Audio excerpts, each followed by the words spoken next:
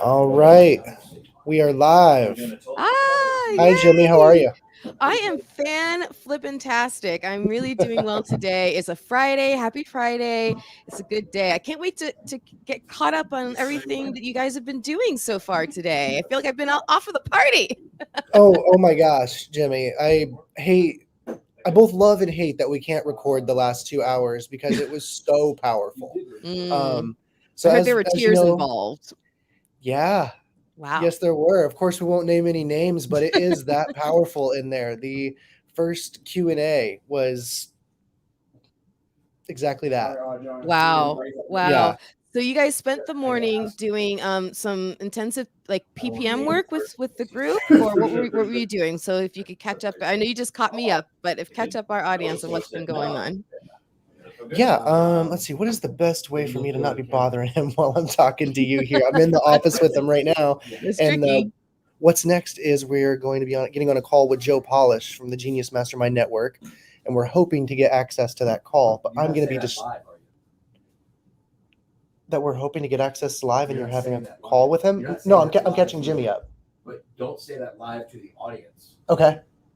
About like trying to get access. Did you say that live to the Yes. audience? Yes or no? We are. Yes, I'm So how broadcasting do they right take now. If the answer is no, you just said we're asking. So now, everyone, we're going to be asking Dylan Marshall. While they work that out. I don't know what that's about. But while we work that out, I have a feeling what's going on is so there's this Genius Network that I'm just finding out about right now, but it sounds really cool. I'm definitely going to be looking into it a little bit further. And the gentleman behind it is a guy named Joe Polish. So that is who Arjan is going to be getting onto a call with. And it seems like a really, really cool thing to do. I almost feel like it's a mix between TEDx opportunities with the consultations behind it. With TEDx, famously, you don't make it about you make it about a concept. But this is since like it could be a little bit different. But I've just like barely skimmed the website, so I'm really curious to see what is going on. So I'm going to add Dylan back in. I hope that's okay. It's called the 60 Hey Dylan, are we back? Good to go. So I was just updating the audience on who Joe Polish was and a little bit that I just kind of could glance on the website and see. So that'd be really awesome. He's going to do his call, whether we're invited or not, we'll see. But we'll do that.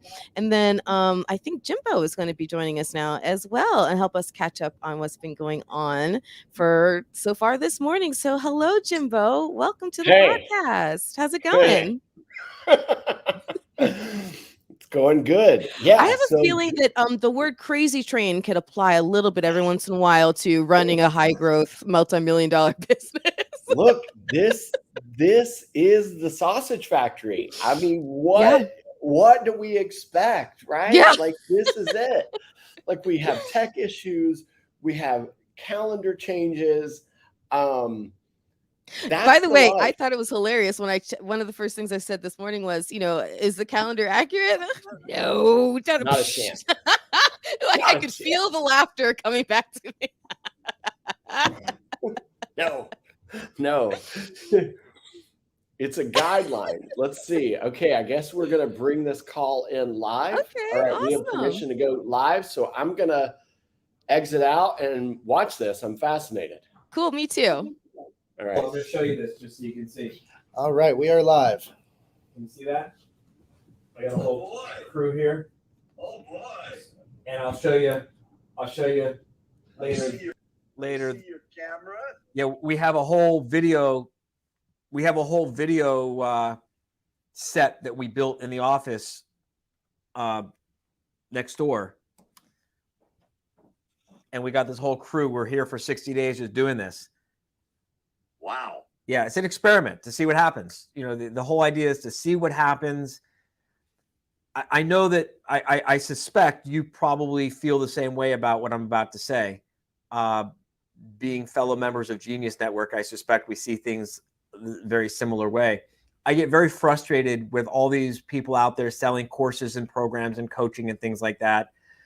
And they show everyone the end result of a lot of not particularly glamorous, sometimes hard work. And everyone sees the end result, and then they get frustrated and quit, and disappointed and they quit when it comes time to actually do the hard work. And so what I'm doing as an experiment is 60 days of just, this is the unglamorous, practical reality of what goes into the running of a business that last year grossed 20 something million dollars. This is just me, more or less unfiltered. I say more or less because there's certain things that I don't share, like when I'm meeting with my finance team and we're getting to like some specific numbers. And obviously, if I'm having meetings with someone, I ask, may I have permission? And some people say no, at which point we just play pre-recorded footage or something. So it's been fun. Well, I'm glad I called today then. That's good. Yeah, I appreciate you making yourself available. So just, would you just briefly introduce yourself and let everyone know what the Genius Network is and who Joe Polish is and who you are and how we got to this point, and then we can get to it, please. Okay. Well, if you're listening, you probably wonder, where do people get great ideas? You get great ideas from great people. And where do you meet great people? That's what Genius Network is. So Genius Network is a network of successful entrepreneurs, of business owners that have achieved success, but know they don't fit in with ordinary people who think in ordinary ways. And it's an extraordinary group. I've been involved for the last 8 years. Joe Polish is the founder. And we meet on a monthly basis, lately virtual or now live combinations. And that's why we're together now, because for these last 8 years, as a professional speaker and speaking skills coach, I have worked with almost every one of our speakers over the last 8 years that speak at these events and their fellow members. Occasionally we invite in a guest that's not a member, and we give 10-minute talks. And that's why your host has submitted an application to give a 10-minute talk in January on a wonderful topic that in the last 8 years, I've never heard anybody talk about. So it's going to be an exciting topic. And my role is to help write the introduction, which is so important. And you need to think, anytime you make a presentation, an introduction is not a bio. And here's some sad truth, and I hope I don't offend you. No one cares about you. No one cares about you unless what you know can help them. So they care about what they need. And that's what an introduction does. It prepares the audience for the message they're going to hear and gives the credibility of the person delivering that message. I completely and agree. Our special guy right here is an expert on this subject. So that's how we got together. So we sent them an application. We emailed back and forth, and he's made a short video, about a 7+ minute video for a 10-minute talk. And I wrote back and said, let's talk about how we can make this even better for the members that are going to hear this in a couple of weeks. Right. And this is the call that's going to be shared with you, totally impromptu. Had no idea until I showed up this morning on the Zoom call. Right. So Rajan, okay, now it's yours. Set up what you want, and then we'll move on. Yeah, so I'm a member of Genius Network, and I've seen other fellow members of Genius Network do these 10-minute talks, and the standard for the standard for the 10-minute talk is it should be a talk that will be worth at least $250,000 to the audience, to each person in the audience. As Joel mentioned, Genius Network is a pretty high-level group. Many members of Genius Network have 9-figure businesses. I don't think anyone doesn't at least have a 7-figure business. I have an 8-figure business. The point being, the standard for the talk is it should be something that the listener, the member should be able to watch, listen to, hear, think about, and go, I can turn that into at least $250,000 of extra income or savings, or in some other way, shape, or form, quantify as a $250,000 value to me in my life. And yeah, so I've seen these talks, and I had an experience that I shared on the private Facebook group that we all participate in. And I was not intending to do a talk about this. I was just sharing the experience. And people encouraged me to submit an application for a talk. So I did, and here we are. Very good. Did you see what I originally posted on Facebook, by the way? No, I did not. Would it be at all helpful for you to know that? Was that in print or a video? What I wrote in words. What you wrote? Well, let's review that. All right, let me That would be helpful for our friends listening in on our conversation. Yeah, I'm going on to the Facebook group. Genius Network.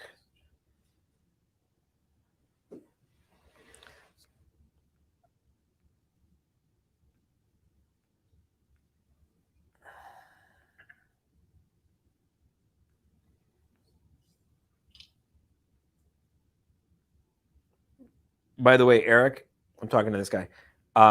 When you go to Genius Network events, good luck finding anyone who's not wearing an Oura ring. As I'm scrolling, I'm seeing a whole conversation about Oura rings. What's your favorite Oura ring? Which finger do you wear it on? Great opener of you. What's your readiness score today? Yeah, exactly. What is your readiness score today? Mine's not so good. 65. Give me a second. I'm scrolling.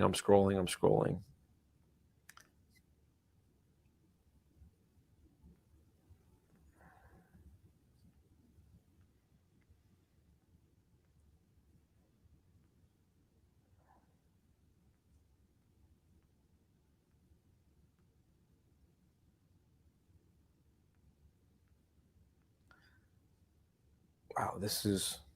Well, there's a lot of chatter. Yeah, this is a long. I guess this was a lot longer ago than I thought. Here we go. I found it. Okay. I posted this on November 14th, 2021 at 9:02 p.m. I just wrote, I am not going to be posting a bunch of pictures. There are not many groups where I can make an offer like this without it coming off the wrong way. In the relatively short time that I have been in this community, it has helped me in many ways. So I'm happy to share what I've learned with anyone who might benefit. I joined Wheels Up, took first flight with them yesterday. Great experience. Would be happy to make a referral or share more about this experience. Also joined ExoJet, took first flight with them last month. Also a great experience. Would be happy to make a referral to them too. Happy to explain why both, not either or, makes the most sense for me.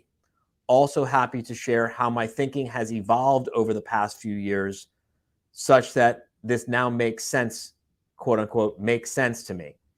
And then a whole bunch of people said, very intriguing. I'm interested in learning more.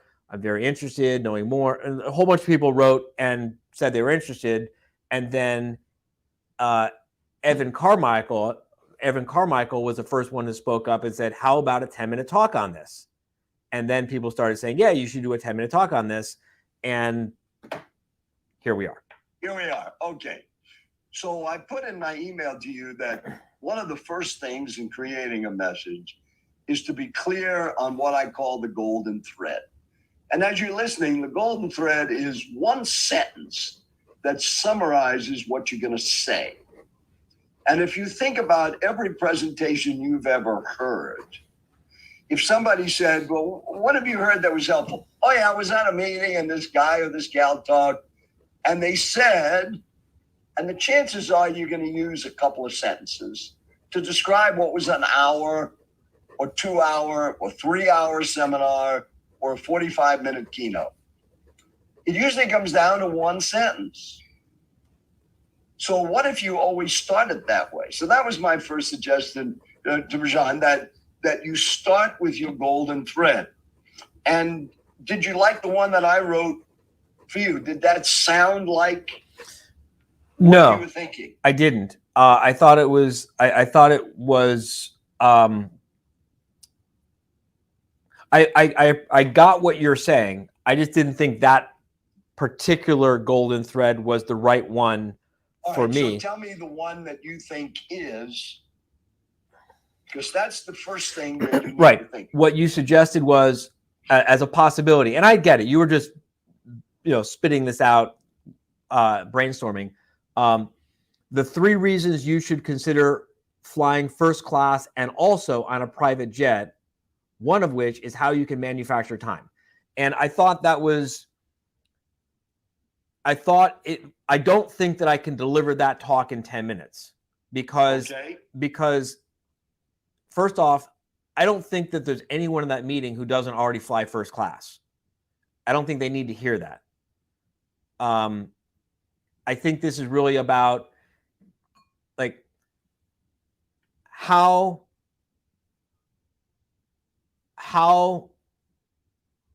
I learned to manufacture time by flying private.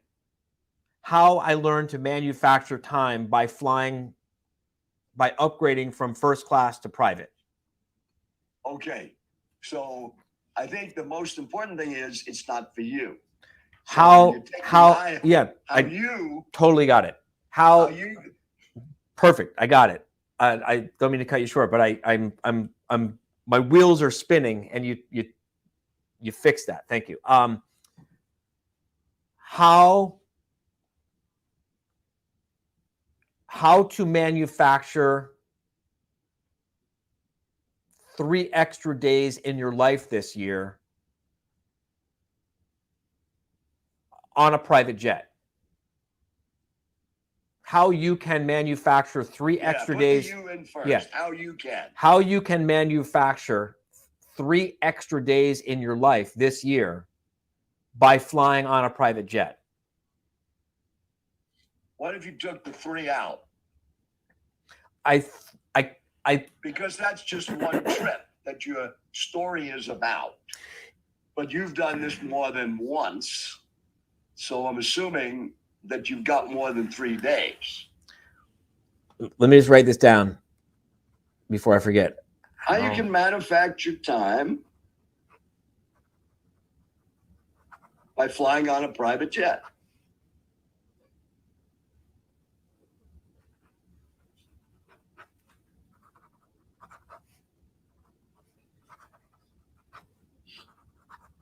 And the most important thing about this golden thread, it's more for you than for the audience.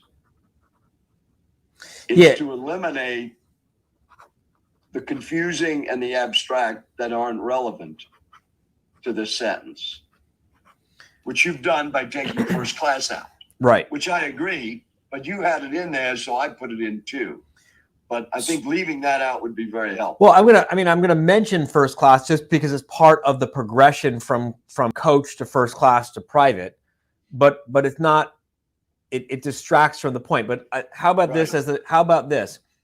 How you can manufacture extra days in your life this year by flying on a private jet. And the reason why I like the specificity of extra days and this year, because this is not like some far off distant thing. I mean, you can do that this year. Wow, I can do it right away. Well, since we're brainstorming and you're asking my opinion, I am. I think if I was to pick out the keywords of everything I've read and heard about this talk, the 2 words that stand out are manufactured time. Yeah. That's a very powerful visual. What? How do you manufacture time? How about if I just make the golden thread, how to manufacture time? Well, that would be a great title. Subtitled, then you could use more of the descriptive and getting into the private jet. But that's what I had down in my notes to talk to you about, that should be the title, how to manufacture time. how you can manufacture time. How- How you can manufacture time. How you can manufacture time on a private jet. Well, by using, really. I by kind of like using- I kind of like the playfulness and the little bit of a curiosity, like on a Okay. private jet, because it's going to be by using a private jet. But what else are you going to use a private jet for other than being on it? Right. And it kind of, to me, it's sort of like it puts my imagination on the jet, and it makes me kind of put my mind there. How to manufacture time on a private jet. Because it makes me feel like I have to be on the jet to manufacture time. What am I going to do when I get on the private jet to manufacture the time? To me, it just kind of it gets me. If I'm in the audience and I hear that, I lean in and I want to know, what are you talking about? Right. Agreed. How do you manufacture time Sounds like you're turning a perceived expense into an investment. on a private jet?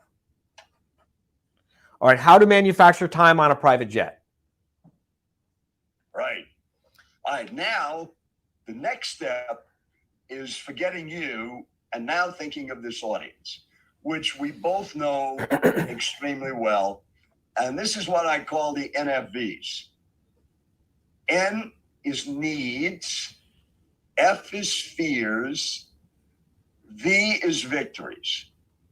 As you think of your audience, and what makes this talk so easy to create is we have a very defined audience.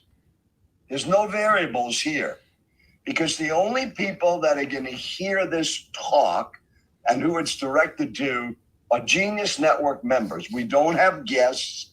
This is not going to be put out into the world except if you do it. Right. So what are the needs of our fellow members Yeah, I get when it. it comes to I time, totally get it. travel, and stress? So And if you could come up with 3 or 4 things in each of those categories, what are the fears? Now, fears are not like fear of flying. Fears are worries, concerns, or things that keep them up at night. Well, if something goes wrong with that jet and there's a mechanical problem, it's not like I'm flying on Delta or American where they got 500 planes in the fleet. They got a backup. Chances are this guy doesn't have a backup unless, and you mentioned about those 2 companies, Wheels Up and Exo Jets, maybe they do have a backup. So maybe that would answer a fear. So if you can get a clear mental picture as the speaker of what the audience needs to know about the subject, they need to know what is the difference between first class and private jets, money-wise, time-wise. What are their fears? Well, what if the jet has a mechanical problem? What if I'm teamed up with somebody else on a private jet that they take other people? I got to stop somewhere else. Or let me ask you. know all Let me these ask you details. this. This is what I think the needs, fears, and victories of this audience are.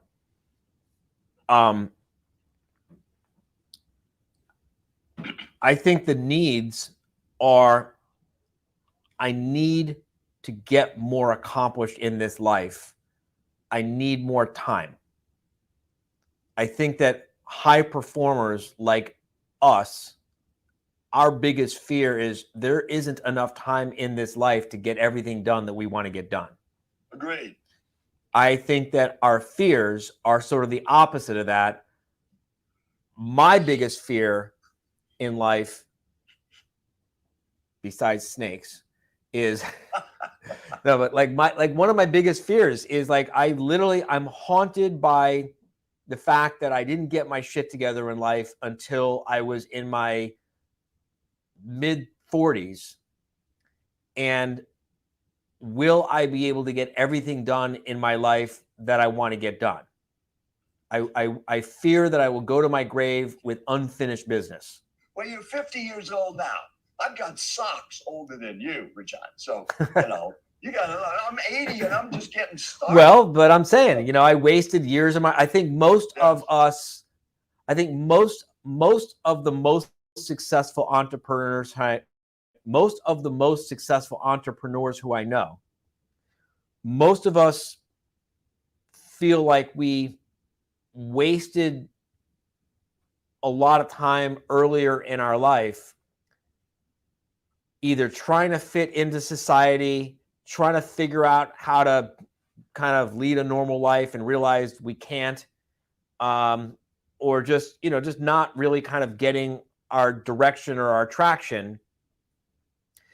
And I feel like we're chasing, trying to catch up with our full potential, which of course, the more you accomplish, the more you achieve, the more you realize your full potential is even further out of reach, because it's like Dan Sullivan says, we always have that gap that we have to avoid falling into in front of us as we get better and better. And we realize that just means we've got more and more options and unfulfilled potential, the road not taken and all that.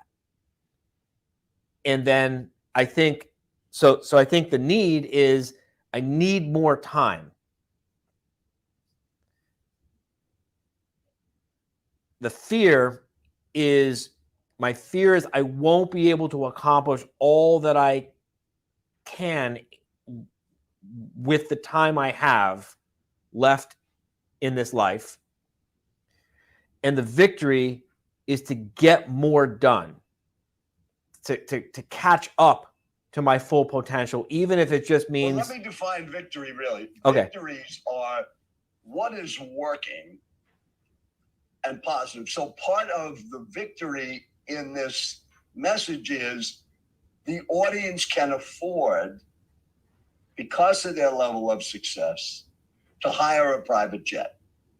Now you put in an extra $25K on that trip with your family and your team. Yeah. Above first class. Yes. But you netted out 3 days. Yes. That was a good investment. So if somebody came to you and said, I've got to book a time, and for every 3 days I give you, in addition to the 365 and a quarter you get every year, I'm going to add 3 more. You just have to give me 25 grand. How You'd be doing that all the time. Can I buy, can I buy that in bulk? Exactly. Right. Of course. All right. But since you can't, so I think one of the victories, again, for your mindset, and that's what these 3 words really do, help you keep focused, because the challenge you have is 6 words you'll never hear. You're not going to hear them in January for this 10-minute talk, and you're never going to hear them as long as you go out and speak. And here are the words. Speak as long as you want. No one is going to tell you that. Now, in your case, we're probably up to weeks, maybe a month, nonstop, if you were to share everything you've learned about everything you know. So how do you know what to talk about? And that's what the NFVs do. So in my experience, the only thing you can talk about is something that meets a need, overcomes a fear, or reinforces and enhances a victory the audience has in their mind, which in this case eliminates one of the biggest objections in any time you're selling something, and you definitely are selling the idea, and that's the call to action. And the call to action is take a private jet. See if it works for you. And you know, in this case, if the differential between first class and private is 25K, everybody listening can afford that. Now, will they want to do it? Some yes, some no. So I think that's the mindset that you need to have. And then because you're limited to that 10 minutes, you've got to make sure that the only thing you talk about meets a need, overcomes a fear, reinforces a victory, and you can't miss. Because everything you're going to say is so relevant to so that. I sent in a sample, 7 minutes. Do you remember it well enough to give me specific feedback about Yeah. what I I made should some leave notes. out? Like, what did I say again, that I it should? was really more of a off the top, not really that prepared message, but it was still very good. And it was very clear. And the only concern I had in the beginning of our conversation was when you mentioned where you were in 2007, Right. when you were broke. Yeah, 2007, and then you built a company worth over 20 million. I want to hear how did he do that? And that's why I suggested that there's almost two talks here. So I don't think we want to, I call it open the door and don't let the audience in. And if you mention something like that, people are going to think, how did he do that? That's what I want to hear about. I don't mind them being curious and interested and then asking me to do another talk. I don't mind giving that little commercial. I'm happy to share it. Maybe you need to say that if you bring that up. And I also feel that there's two main things that I want to share with the audience, right? One is the practical part, which is the manufacturing time. And the other is really the change of mindset, both the change of mindset that's required to make this possible and the change of mindset that the experience causes. And I feel that if you don't know that I was broke in 2009, if you don't know that I made a mindset shift from coach to first class, which I suspect most people in this audience have already made that mindset shift, and so they'll be able to relate. I feel like that gives context to, and then I made this next big shift in my mindset, and only recently. I mean, I've only flown private twice now, right? I did the trip from Seattle to Miami, and then I did the last leg of the trip. So the trip from Seattle to Miami was the first leg, and then I went first class commercial to New York, and then I went first class commercial to San Diego, and then I went first class commercial from San Diego to Jacksonville, Florida, and then I flew private from Jacksonville back to Miami. And there's a whole bunch of practical reasons why I chose to fly private versus first class commercial on each of those legs. But now we're talking about like a 2-hour workshop where I take out Excel spreadsheets, and that's not what this is. All that this is, I think, is sharing kind of like that aha moment that I had, so that people in the audience can say, oh, wow, that changes my perspective. I will now investigate and dig deeper and learn more. And I got nothing to sell them. I'm not getting a commission. I mean, I'm happy to give them a referral, but if they take action or don't take action, it really makes no difference to me. And so I'm really just kind of after those two things, which is just the mindset part and and then just the practical, how did it really manufacture time? So with that in mind, have I persuaded you that sharing that little bit of my hero's journey history is worth taking a couple of minutes for in this 10-minute talk, or are you still unconvinced?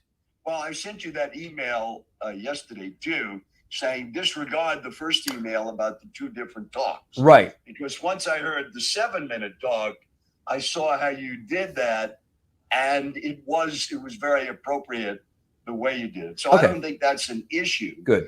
But I'm also you asked what comments did I have, yeah. And I looked at my notes that there were 3 main points, and I think if you had made that clearer in the beginning, And I wrote down mindset, stress reduction, number 2, the manufacturing of time. And the mindset was the process that went from coach to first class to private, and those 3 steps. The stress reduction that was created by going to first class and eventually giving you a peace of mind, and then going into the private, and then the end result, which was the manufacturing of time. And in the setup of that is explaining, for those who haven't had it, and I happen to have 2 good friends that are involved in this private jet industry. And matter of fact, was just down at the hangar of this past, New Year's Eve day for a big ball that my friend who owns private jets gave us his hangar for a military ball. So I was surrounded by these private jets just a little while ago. So I have a little bit of experience, but maybe they don't. And that's where maybe the dropping in of Wheels Up and Exo Jets as an example, and how it works. Okay. And that you can get a membership, which gives you a reduction, which you've signed up for this 100K that you've put in for your travel. So I think all of that gives you the time to answer those questions, which could be part of that fear of, well, how much is this going to cost me? Right. I mean, if every time I have to get on a plane, I got to pay another $25,000. Yeah, you do. It would cost first class. Maybe I'm not going to do this. Yeah. Well, I mean, just to answer that question, which I don't, and this is what I'm saying. It's like this, my idea with this talk is really just to kind of like plant the seed, to open them up to explore and learn more, because then I got to get into a whole big strategy about when I'm flying first class versus when I'm flying private, and why I make the choice when. And you know what I'm saying? Like, for example, if I'm flying by myself, I'm probably not going to fly private. It doesn't do anything for me above or beyond first class commercial. If I'm flying with my team and we can turn that into an all-day meeting, well, that all-day meeting, I'm willing to pay $25,000 premium to have an extra day to meet with my team, because that all-day meeting opens up hundreds of thousands of dollars of opportunities. If I am flying by myself, I'm probably not going to fly private just to get there, a couple of hours early, because $25,000 to save a couple of hours probably, it's just not that big of a deal to me. But if it's the difference between arriving refreshed and at the top of my game so that I can then go on to the next activity and the next activity and the next activity, because after all, I'm running a marathon, not a sprint. Well, then all of a sudden, being able to, like, when I came back from Seattle, I arrived, I played with my son for a day or two, and then I turned around and went to New York. Had I gone commercial, I've traveled enough to know that either I would have played with my son for a day or two and been destroyed while I was in New York, or I would have had to say to my son, Papa can't play, he's got to rest because he got destroyed from the flight that he just took from Seattle. But it gave me a day with my son, which of course, we love to say things like that are priceless, but the truth is we all put a price on it. And in my case, I was willing to pay $25,000 for it. Well, I think that you should have a more definitive call to action. Okay. I think you should explain. Here's my criteria. Here's how I make the decision: first class or private. I'd be with my team. The benefit is we have the meeting. That comes out to be so much more productive, having that isolated time with no interruptions. So what I just said to you, I mean, the thing that I submitted was 7 minutes. There's probably 30 seconds of that 7 minutes that doesn't have to be there because I'm just sort of introducing myself. Well, don't forget, we've got a minute to a minute and a quarter of the introduction to set all of this up before you say your first words. So that's why Joe has me write all the introductions for the last 200 plus 10-minute talks that you've heard over these last 8 years. So, I think after this, I'm going to send you a draft. All right. It's much easier for you to fix things of what maybe we could use for an introduction to establish some things that Tim Paulson is going to say before you get the stage. Perfect. So the audience should be, I call it on the bus, or the smile on their face, their seatbelts on, you're the driver, the bus is the message, they know where the bus is going, and they're thinking, I can't wait to hear what he's going to say. This sounds great. Okay, so that's really, really helpful, and I'm really glad we're having this conversation, because what I'm now going to do is I'll wait till I see your introduction before I craft this thing, because then everything you say in the introduction, I don't need to say again. Right. Perfect. Or you can say, as Timothy said in the introduction. Right. Exactly. And then and we can do the bragging about you, so you don't have to do any of that. Perfect. Thank you so much for your time.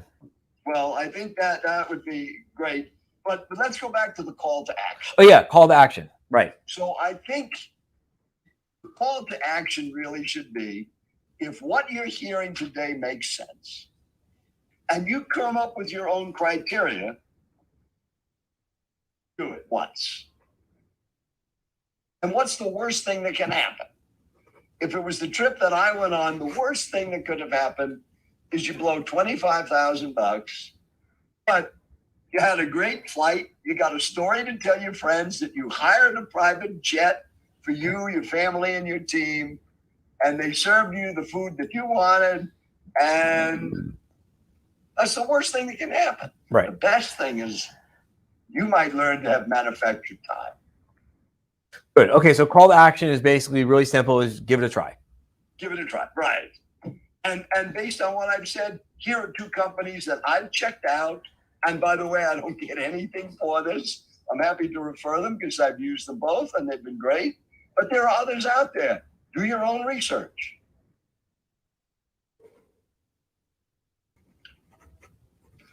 And one other thought, the closing should never be the call to action. Call to action, you should say this right up front. I think and we could even put it right in the introduction. And as a result of what you're going to hear, if it makes sense, try private jet. Right. So they know where it's going. All right. But the closing should be, here's an example I used just before.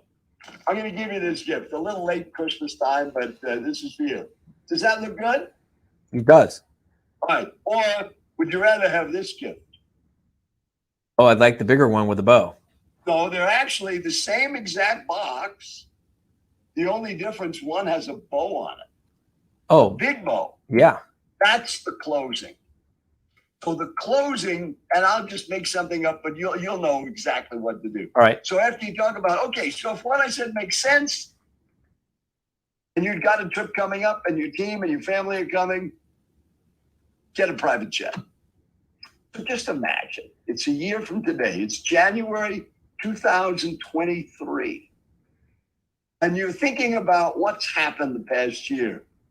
You look back to that first private jet that you took, and you have a smile on your face, because as a result of that experience, not only did you have a wonderful experience on the plane, you found the secret mankind has been looking for generations: how to manufacture time. Wheels up, go fly. Timothy. And end. And one thing you said at the end, thank you. Don't end with thank you. Never end a presentation thanking the audience, because then it sounds like, oh, he's going to get a cut if we go to Wheels Up. Or you're not getting anything out of this. They're going to thank you. And then when they clap and cheer and tell you how great this was, then you can say, thank you. I'm so glad you enjoyed this. Thank you. It's just a little thing, John, but it makes such a difference. All right. So I think you got a great message here. And I did, while I was waiting for you, I found out that, and this I might put in the introduction because setting it up is important. There are 87,000 flights every day commercial. There are 22,000 private jets in the US. I was surprised there were that many. And then I'm going to see how many of them are available for the public. What do you call those? What is Wheels Up called, or Exo Jets called? Private jet rentals? It's a fractional jet program. Fractional. Yeah. So you own a percentage of No, that? no, it's a jet car. So there's no Wheels Up and Exo are not fractional jets. I don't own them. It's basically a club, I guess you call it. So 100K, do you get a discount over what a one-timer would do? So it's even better than that. To join XO, I think I gave them like a $5,000 very small initiation fee. And then the 100,000 is really just a deposit to charge against. Like if I change my mind and said, I don't like XO Jet anymore, I could call them back and I say, hey, I've got, $70,000 left on my account, and they would give it back to me. Gotcha. Wheels Up, it's like, a $9,000 or $10,000 initiation fee. And then you give them $100,000 again, same thing. Use it or don't use it. If you don't use it, you get it back. I'll figure out. I'll send you a link to XO, and I'll send you an email with language for how to describe the programs. But those are not technically fractional jet. You want to get into explaining? Yeah, that's what I'm saying. This presentation. Curious, yeah, just between you and me. Yeah. So there's basically 4 different approaches, just so you know. One is you own it. Obviously, you own it and operate it. Second is you own it with a group in a fractional program. 3 is you do something like XO and Wheels Up, which both own programs where you have no equity in it. You're just sort of in a club, let's call it. And then the 4th approach is you just charter as you go, as you need. I just want you to get me a jet to get me from point A to point B, and we're never going to do business again together. It's just a straight up charter. Got it.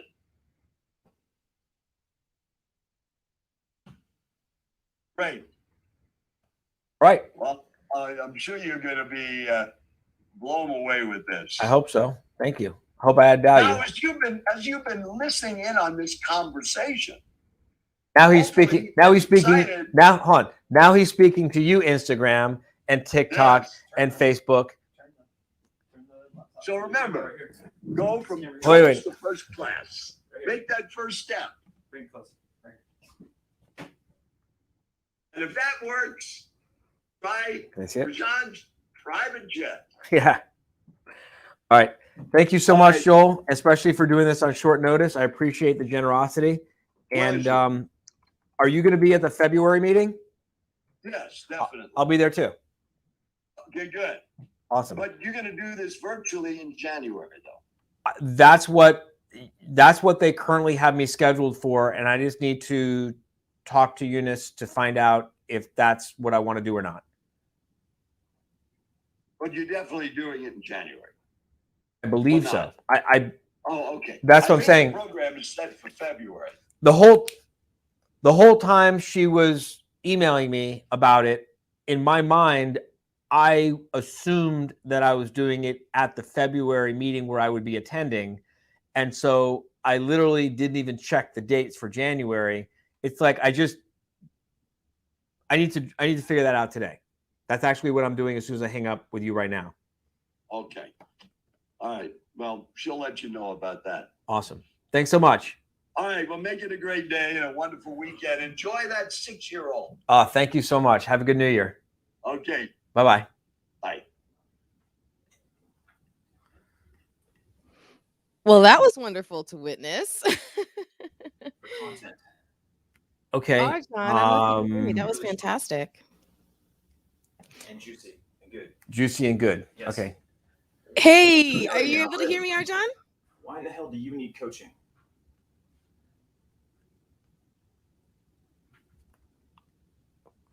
Why do the top athletes all have coaches? Because success is a lifestyle, it's not a destination. You don't get to own success. What value do you get from coaching? You don't get to own success. You only get to rent success. And so every day you got to get up and be a better version of yourself. Every day you got to get up and you got to do things you've never done before. Every day you got to get up and you got to adapt and adjust and grow to stay relevant in the world. Why do I need coaching? I need coaching because I'm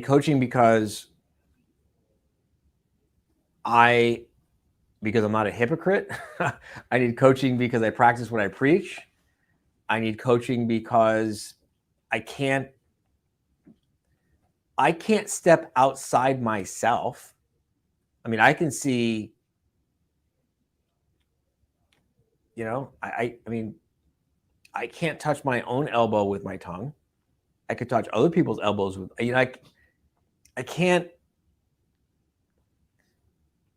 Anyone who says they can be completely objective about themselves is probably the least objective person in the world about themselves.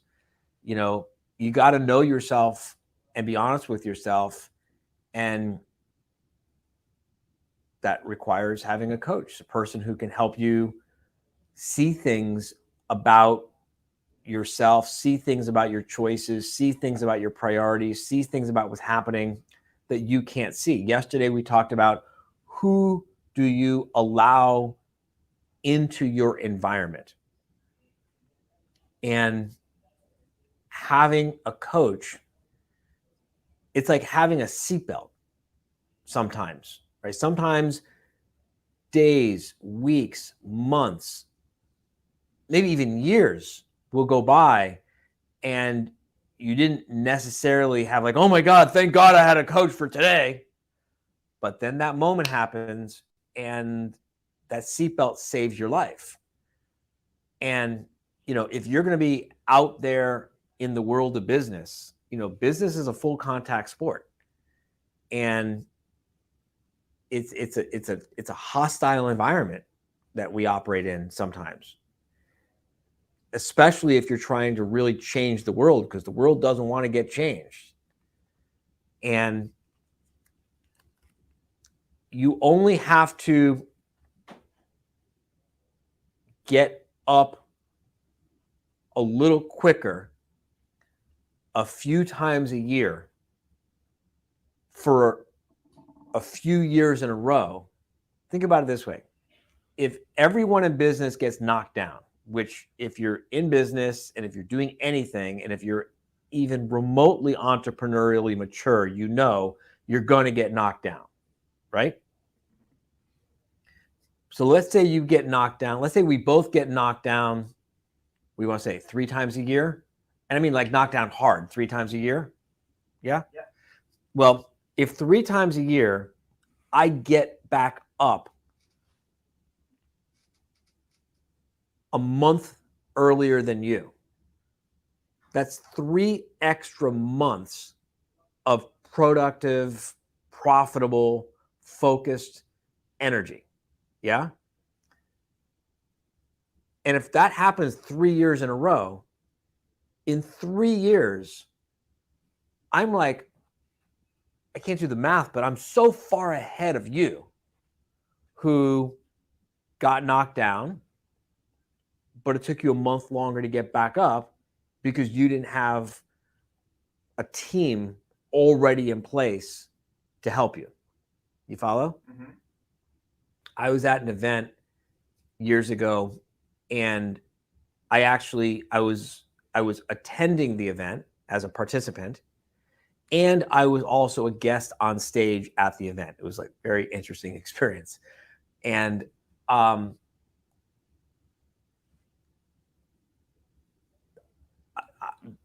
there was a person at the event who I knew from my past who triggered me in a way that I wasn't expecting to see this person.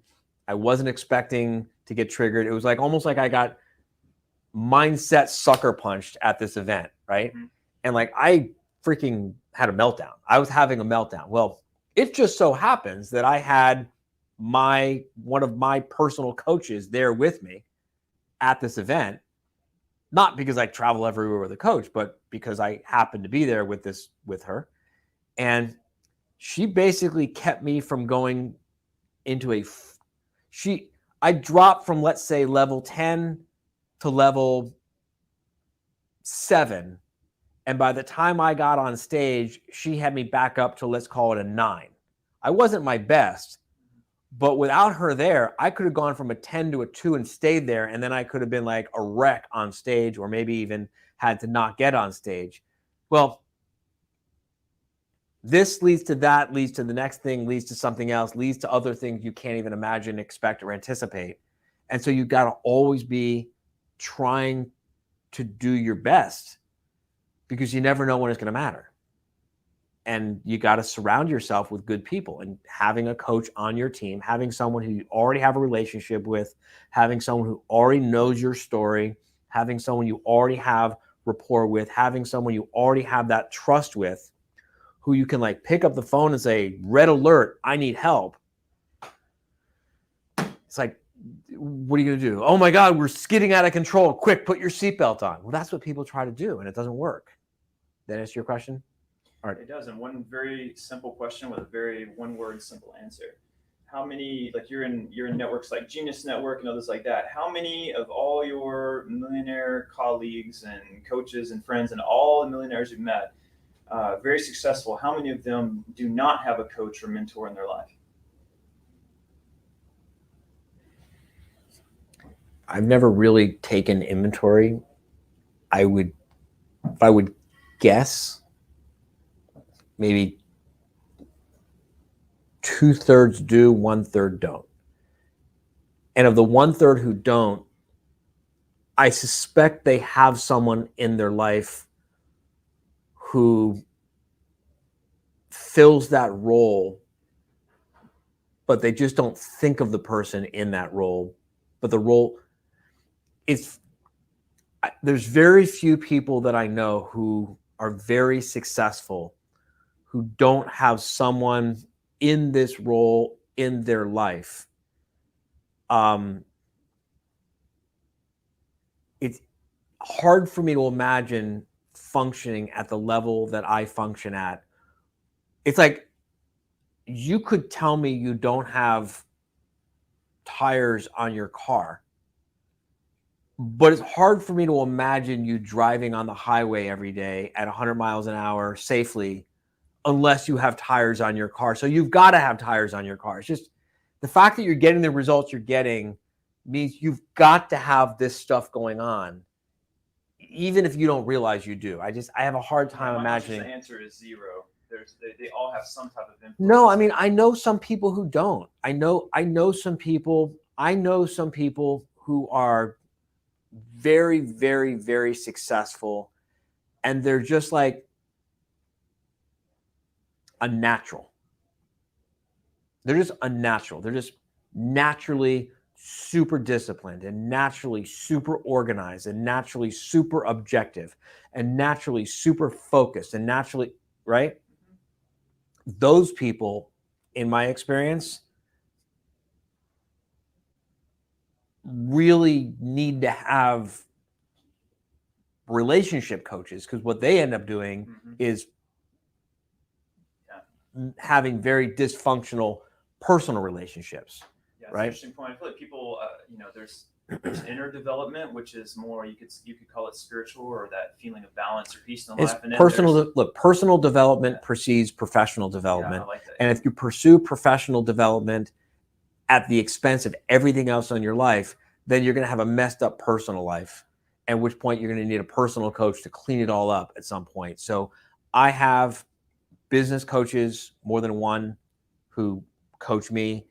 I have my wife and I have a marriage counselor who coaches us on our marriage. And by the way, if you're in business with your spouse or significant other, I highly recommend you have a marriage counselor as a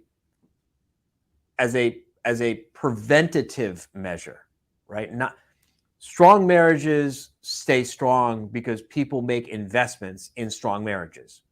You don't go to a marriage counselor after you have a problem. You go to a marriage counselor so you don't have a problem, right? Hey, I've had a heart attack. I'll start exercising and going to the gym. No, you go to the gym and you exercise and you get a personal trainer so you don't end up in the ER, right? You go to the marriage counselor with your spouse or significant other who you work with so you don't wind up needing to go to a marriage counselor to keep you out of divorce court. We have a parenting coach. I can tell you all about how to build $1 million business. I know more about how to build $1 million business and how to coach and train and give systems and processes and procedures. There's not many people alive today who know more or have a more proven system to coach you, train you, manage you, support you, and help you build $1 million or a multi-million-dollar business than me. And I know next to nothing about having a 7-year-old because I've never had a 7-year-old. I've had a 6-year-old. Oh, here's a better answer to the question you asked me earlier. You ready? Yeah. The question is, what was the question? Why do you still have a coach? Yeah. Why do you still have a coach? Yeah. Here's why I still have a coach. I still have a coach because I'm an expert in everything that I've done, and I'm not an expert at everything that I want to do. I love it. Always growing. Cool. And any final words you want to say to the live stream before we hand it over to Jimbo and the boys? No, I need to send a couple of emails. I got to have lunch, and then I've got a meeting at soon. The meeting I've got going soon, tell them because it's pretty interesting. Fuck. That's now. Got to go. No, they can be here. Okay, cool. That meeting's now. I need someone to like be watching my calendar for me better. I'm on it. Because I've already sent an email. It's handled.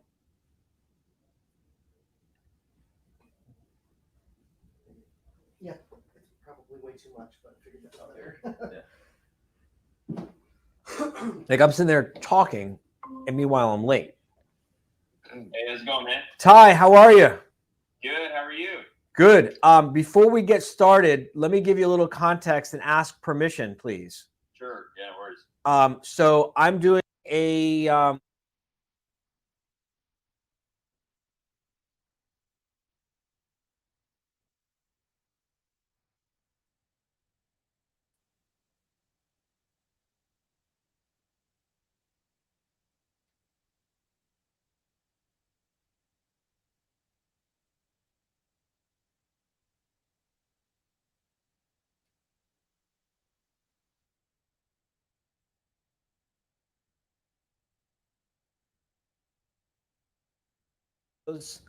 the unglamorous reality of what it takes to actually make it happen, right? And so I'm doing an experiment where I have a camera crew basically following me around for 60 days. Nice. To just kind of share the reality of it. Like what is the life of the owner of a $20 million business? Right. And so they won't see you, but I'll show you. Yeah. Like, can you see that? Hey guys.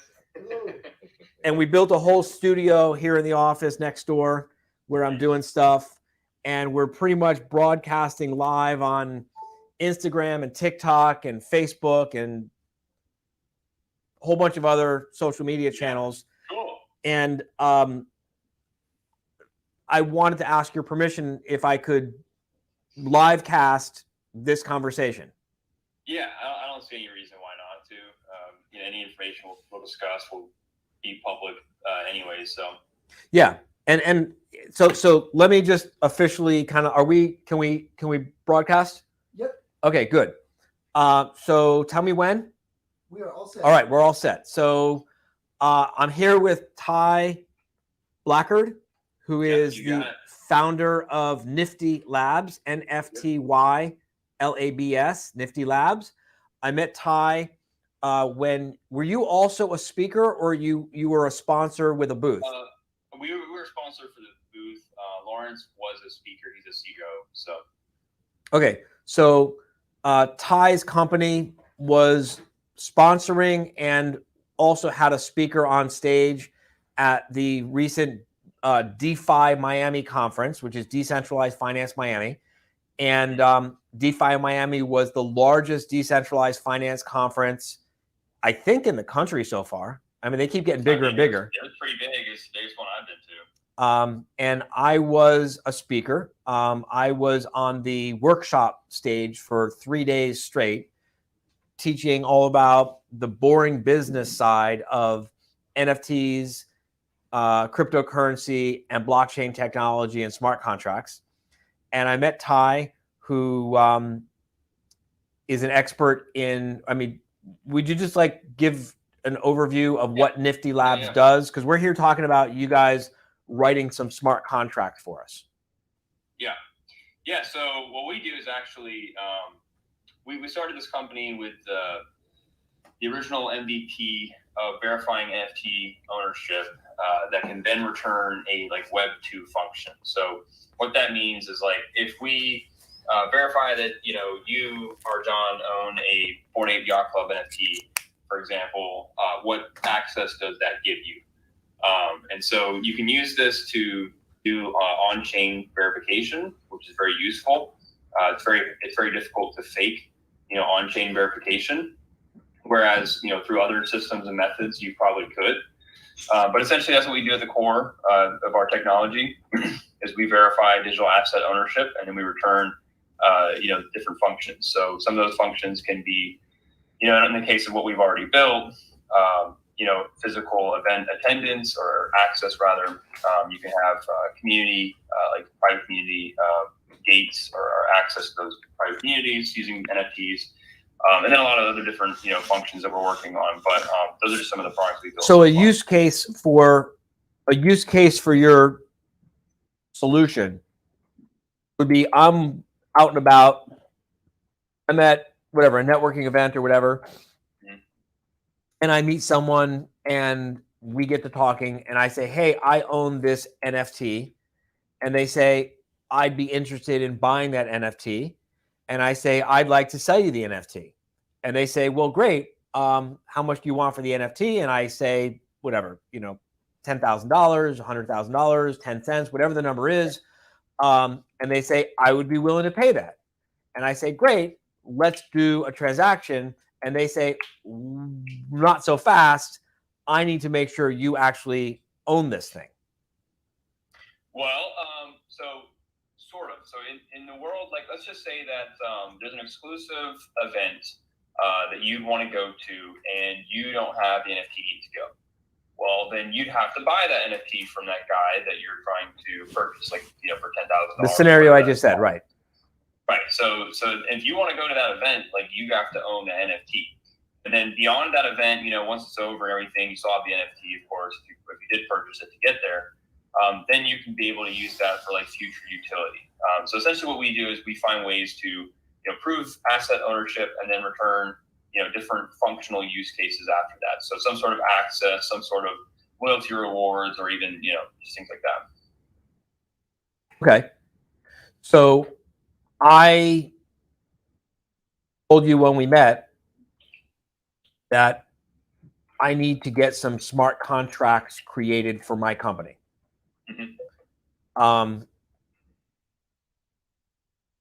Specifically, what we need to do is we need to, let me tell you what we do now, and then you'll understand very easily what I need to translate, okay?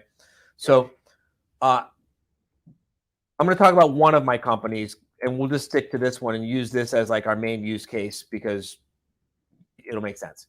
So one of our companies is how to manage. One of them is how to manage a small business, and another is how to manage a small law firm. And we charge a monthly retainer, and the monthly retainer, depending on what level monthly retainer you are paying, you have access to different bundles of services and resources. Okay. So for example, for $6,000 a month, you have a CFO assigned to work with you every month, a COO assigned to work with you every month, a CEO assigned to work with you every month, and you have access to our membership site, and you have access to a dashboard and archives and library and a live event every quarter. For $4,500 a month, you get all of that less the CEO. For $3,000, you get all that less. You get what I'm going with this? Yes. Okay. 100%. So it's a whole bunch of different packages at different price points, and of course, one of the challenges we have is what happens if someone's payment doesn't go through this month. We have to notify them as a courtesy, try to help them get us paid, work with them to find the money if they don't have easy access to it. Because after all, our job is to prevent that problem from happening in the first place, because the whole reason they come to work with us in the first place is to make more money. And then if push comes to shove and we just can't help them find the money, or they just won't pay, we have to then take other actions, send them to collections, turn off their access, blah, blah, blah, blah, blah, blah. So there's a whole series of escalations that we currently manage this entire process through a series of on-off tags with Infusionsoft and different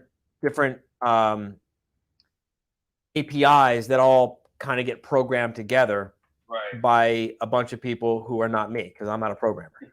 But that's all like very much Web 2.0. And it's very clear to me that the next iteration of this is to create smart contracts that live native in Web 3.0 and Web 4.0, where it could just be done so much more elegantly and so much more efficiently. And I believe, if I'm not mistaken, that the smart contract can first hit this hot wallet, and if this hot wallet can't fund the whole payment, then it goes to the next hot wallet, and then if the next hot wallet can't fund the whole payment, then it could hit an ACH, and if the ACH doesn't cover it, then it could hit a credit card, and then and then if it still doesn't, if the payment still doesn't get completed, then the smart contract can initiate a series of actions and notifications for someone to pick up, for emails to go out, for texts to go out, for messenger pigeons to go out, for people to pick up the phone, et cetera, et cetera, et cetera. And then gates can start getting shut down. Access gates can start getting shut down. Am I correct that a smart contract can do all of that and probably more? Yeah. Smart contracts can definitely do that. There's ways to, it's a smart contract plus probably some like scripts that are run, Python scripts, for example, where they would analyze the wallet and say, is there anything in this wallet? If not, return return this function? If so, return this function. So yeah, but between a combination of like smart contracts and like, you know, Python scripts or even, you know, other programming language scripts, you could automate all of that. Now, what we do currently is we don't necessarily build like new smart contracts, you know, for the companies. We essentially use infrastructure that's already available to us and what we have in terms of the technology we built. So, for example, if you wanted to do this in a way that would use NFTs as the means of access, or at least the means of, you know, at least the way that we would do it, you could say, okay, it's $6,000, you know, a month for this retainer normally for these services, but instead, what I'm going to do is I'm going to let you pay ahead of time, you know, for like 3 to 6 months subscription via this NFT. Now, the NFT is obviously going to cost a bit more than it would normally because you're going to pay ahead of time, essentially. Could I instead say you're going to buy this NFT for $6,000, same Right. price that you're paying now? Yep. And the NFT, once you buy this NFT, it triggers a smart contract which requires you to essentially renew the NFT every 30 days with a payment. Right. So you could do something like that. It would just be, just how do you identify the NFT's been renewed? So there's 2 ways that you could go about that, or maybe one. You know, the first way would be like, essentially that NFT would have to be either burned or you'd have to add an additional NFT, because once the NFT is minted, it already has like unique identifiers attached to it. So here's what I'm sorry to cut you off. You said something that gave me an idea. The NFT let's say the NFT kicks off a smart contract, which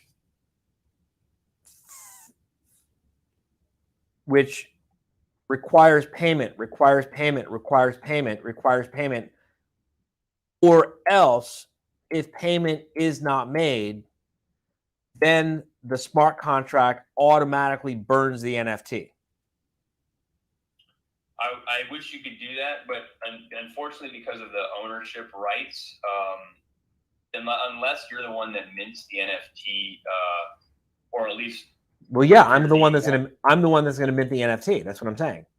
Well, what I'm saying is, like, if this NFT that you minted, or you're the creator of, for example, is in someone else's wallet, you can't burn the NFT for them.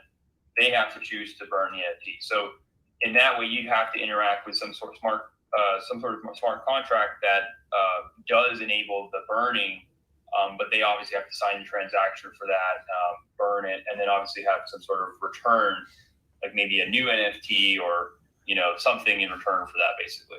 Or they just burn it, you know. But if they burn it themselves, they have to manually do that. Well, if they burn it themselves, That's their problem.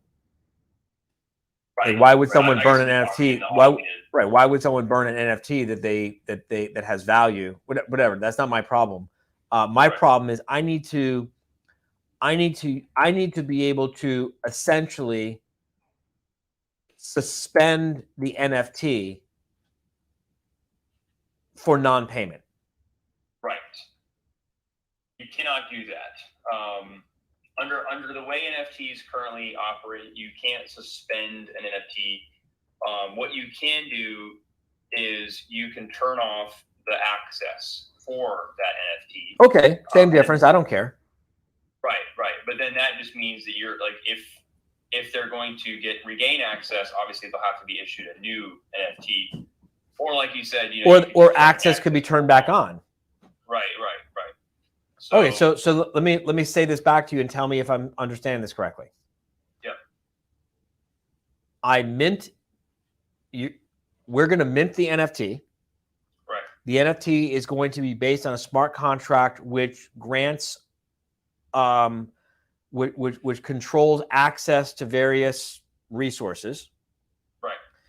Subject to the smart contract verifying that we've been paid every month. Right.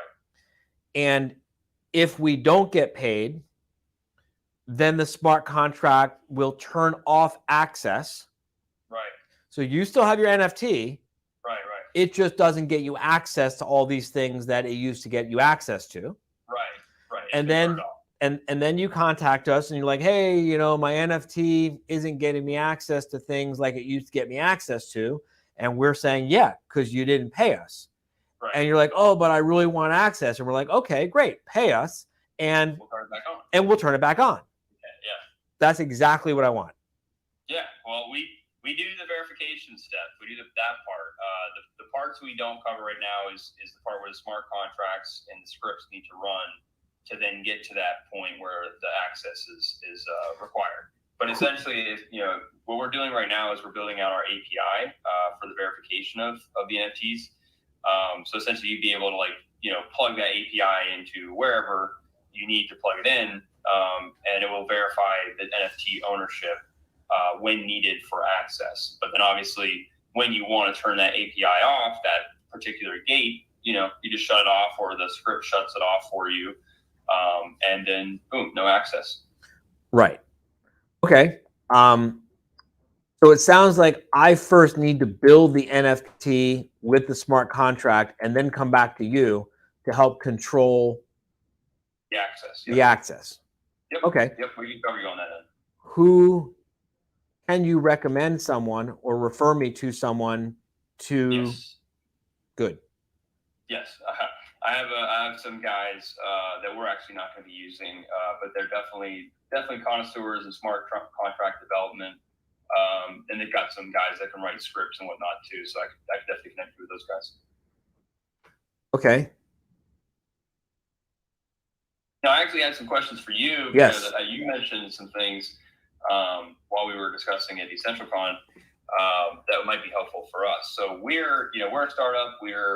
This is our second year in now.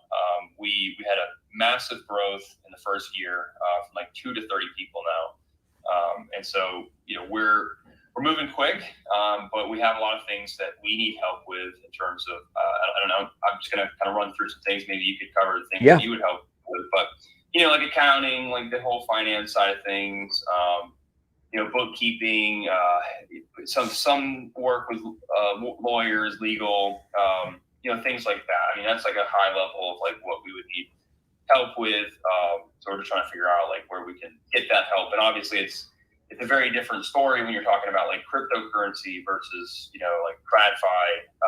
You know, there's just not that many people out there that deal in like kind of understand like crypto finances, things like that. So that's something that you Yeah. Let me tell you what I think you might need. And I think it's going to encompass everything you just said and maybe some other stuff too. Cool. I would start off with the premise that regardless of whether your business exists in the metaverse or in the real world, it's still a business. Right. Right. And as such, it's got 7 main parts. It's got marketing, where you find prospects, right. Sales, where you convert those prospects into or customers, operating processes and systems and procedures, basically like the processes by which the products get made, like how things get done in a systematic, organized way. So you don't have 30 people running around like crazy people doing different things with different naming conventions and doing whatever they feel like doing every day. Right. Yeah. Which when you go from 30 to 100, it gets exponentially more complicated. Yes, I bet. So we call that operating systems. Right. And then marketing, sales, systems, and then people, right? Mm-hmm. So you're going to have employees. Some of the employees will be contractors. Some of the employees will be vendors. Some of the employees will be full-time W-2 employees. Some of the employees will be partners with an equity. Some of the employees, you got to have some way of defining job descriptions so that people know what is expected of them.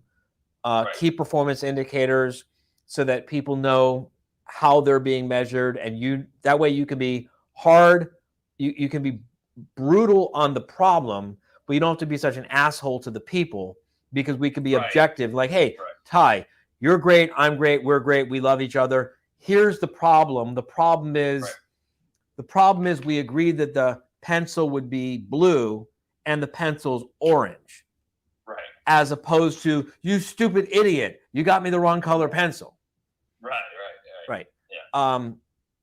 Marketing, sales, production, people, physical plant, which even in the metaverse, there's physical plant. Physical plant is the physical place where people work, right? No one works in the metaverse. They work in the real world on the metaverse. And that physical place that they work is physical plant, which either you're going to need an office, equipment, furniture, electricity.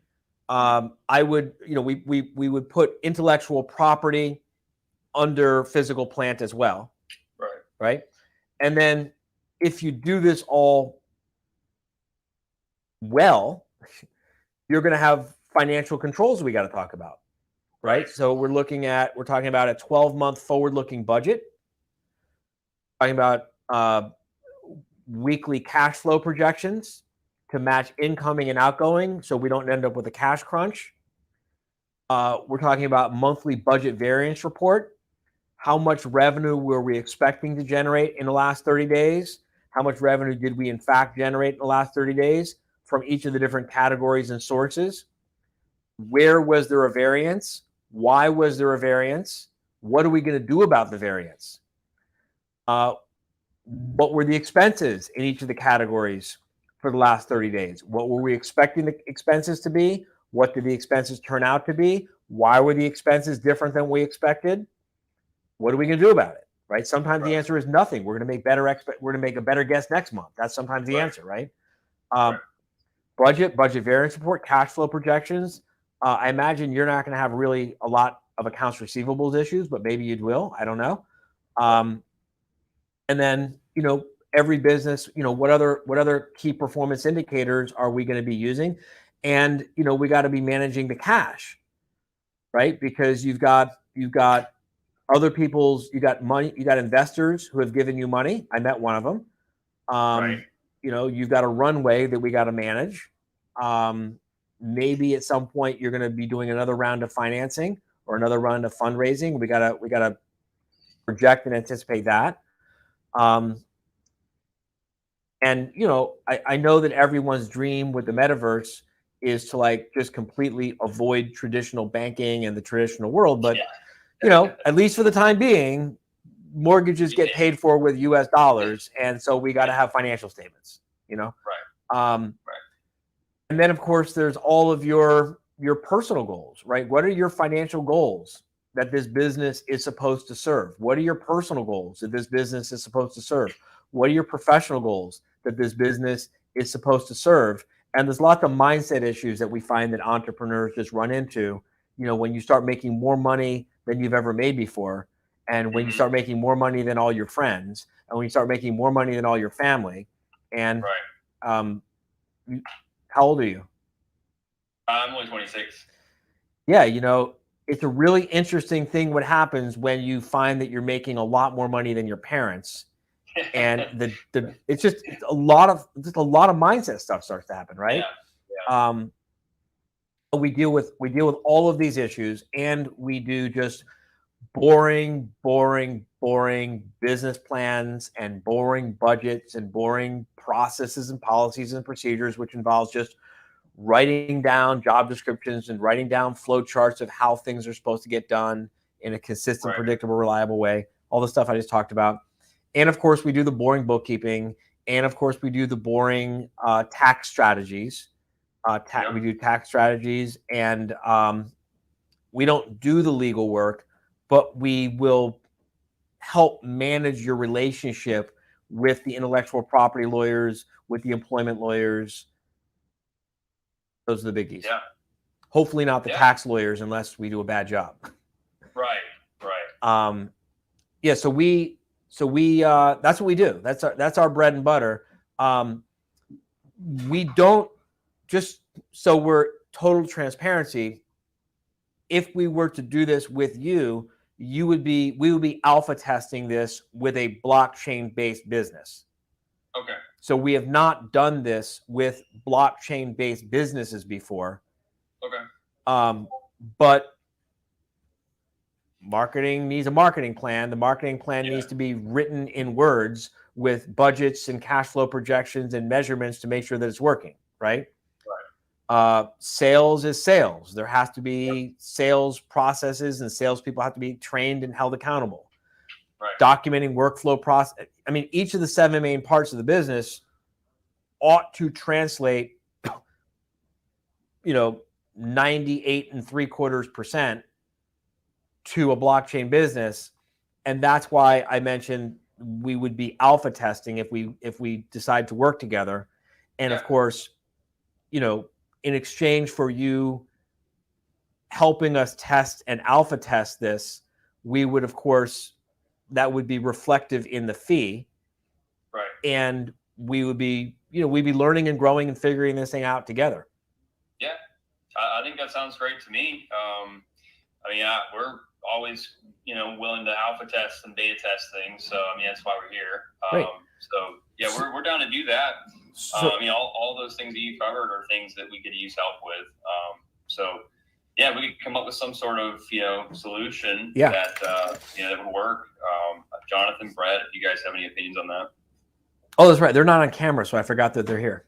Thank you. Yeah. Sorry. By the way, Jonathan's my VP of Ops. Brett's my product analyst here. We've just been soaking in the information. Yeah.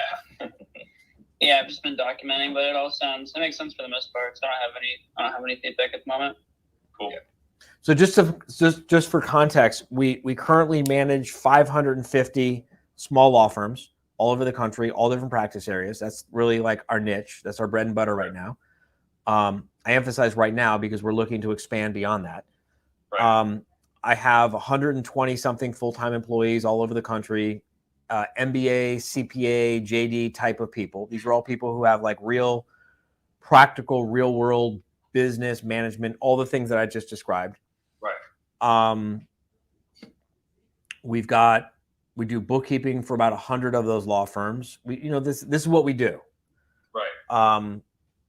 The thing that we would be sort of learning how to do would be how much of what we do applies and translates to a blockchain type of business. Right. But from everything that I've been studying and researching and analyzing and talking and figuring out and thinking about, it's like almost everything. Yes. Yeah. As long as it all translates, I think. Yeah. The biggest difference is obviously going to be like your crypto payments, right? Kind of tracking, blockchain transactions instead of invoices, for example, or maybe both. No, the way there's a simple bookkeeping solution to this, because it's how do I explain this? The guy who runs our bookkeeping business explains this better than me. I need to get better at explaining it, but it's the same as a company that's got offices in multiple different countries dealing with different currency exchanges. And so there is a established bookkeeping methodology, right, to know that we've got dollars and pesos and pounds, and they're changing in value all the time. Give me 1 second. Okay. Hey, is Brandon here today? No? He's on vacation this week. Otherwise, I was going to grab him and throw him in front of the camera. But it's when he explain, it's like literally a 5-minute explanation, and you're like, oh, that's so obvious. Right. I'll butcher it, and I'll take too long to do it. But he'll explain it. It'll make perfect sense. Right. Yeah. So I get where you're going with it, though. It makes sense to me. Good. Where are you guys based out of? So actually, Jonathan here and we're out of Orange County, Irvine. Brett's out of Dallas, Texas, and then we've got a slew of other people all around the world. So Yeah. we're all kind of remote. 27 others. Yes. Yeah. Right. So let me stop broadcasting this for a minute. I actually don't know how to do Grab this. Dylan and stop broadcasting this because I want to ask you some specific questions about money. Got it. Yours. Right. I talk about mine publicly all the time, but I'm not going to presume that of you. I'll tell you the questions that I'm going to ask you, and then we'll stop the recording, and then you can start thinking. I want to know what were your revenues year one? What are your revenues year two? What are you projecting revenues to be year three? What were your expenses year one? What are your expenses year two? What are you expecting expenses to be year three? I'm going to want to know how much.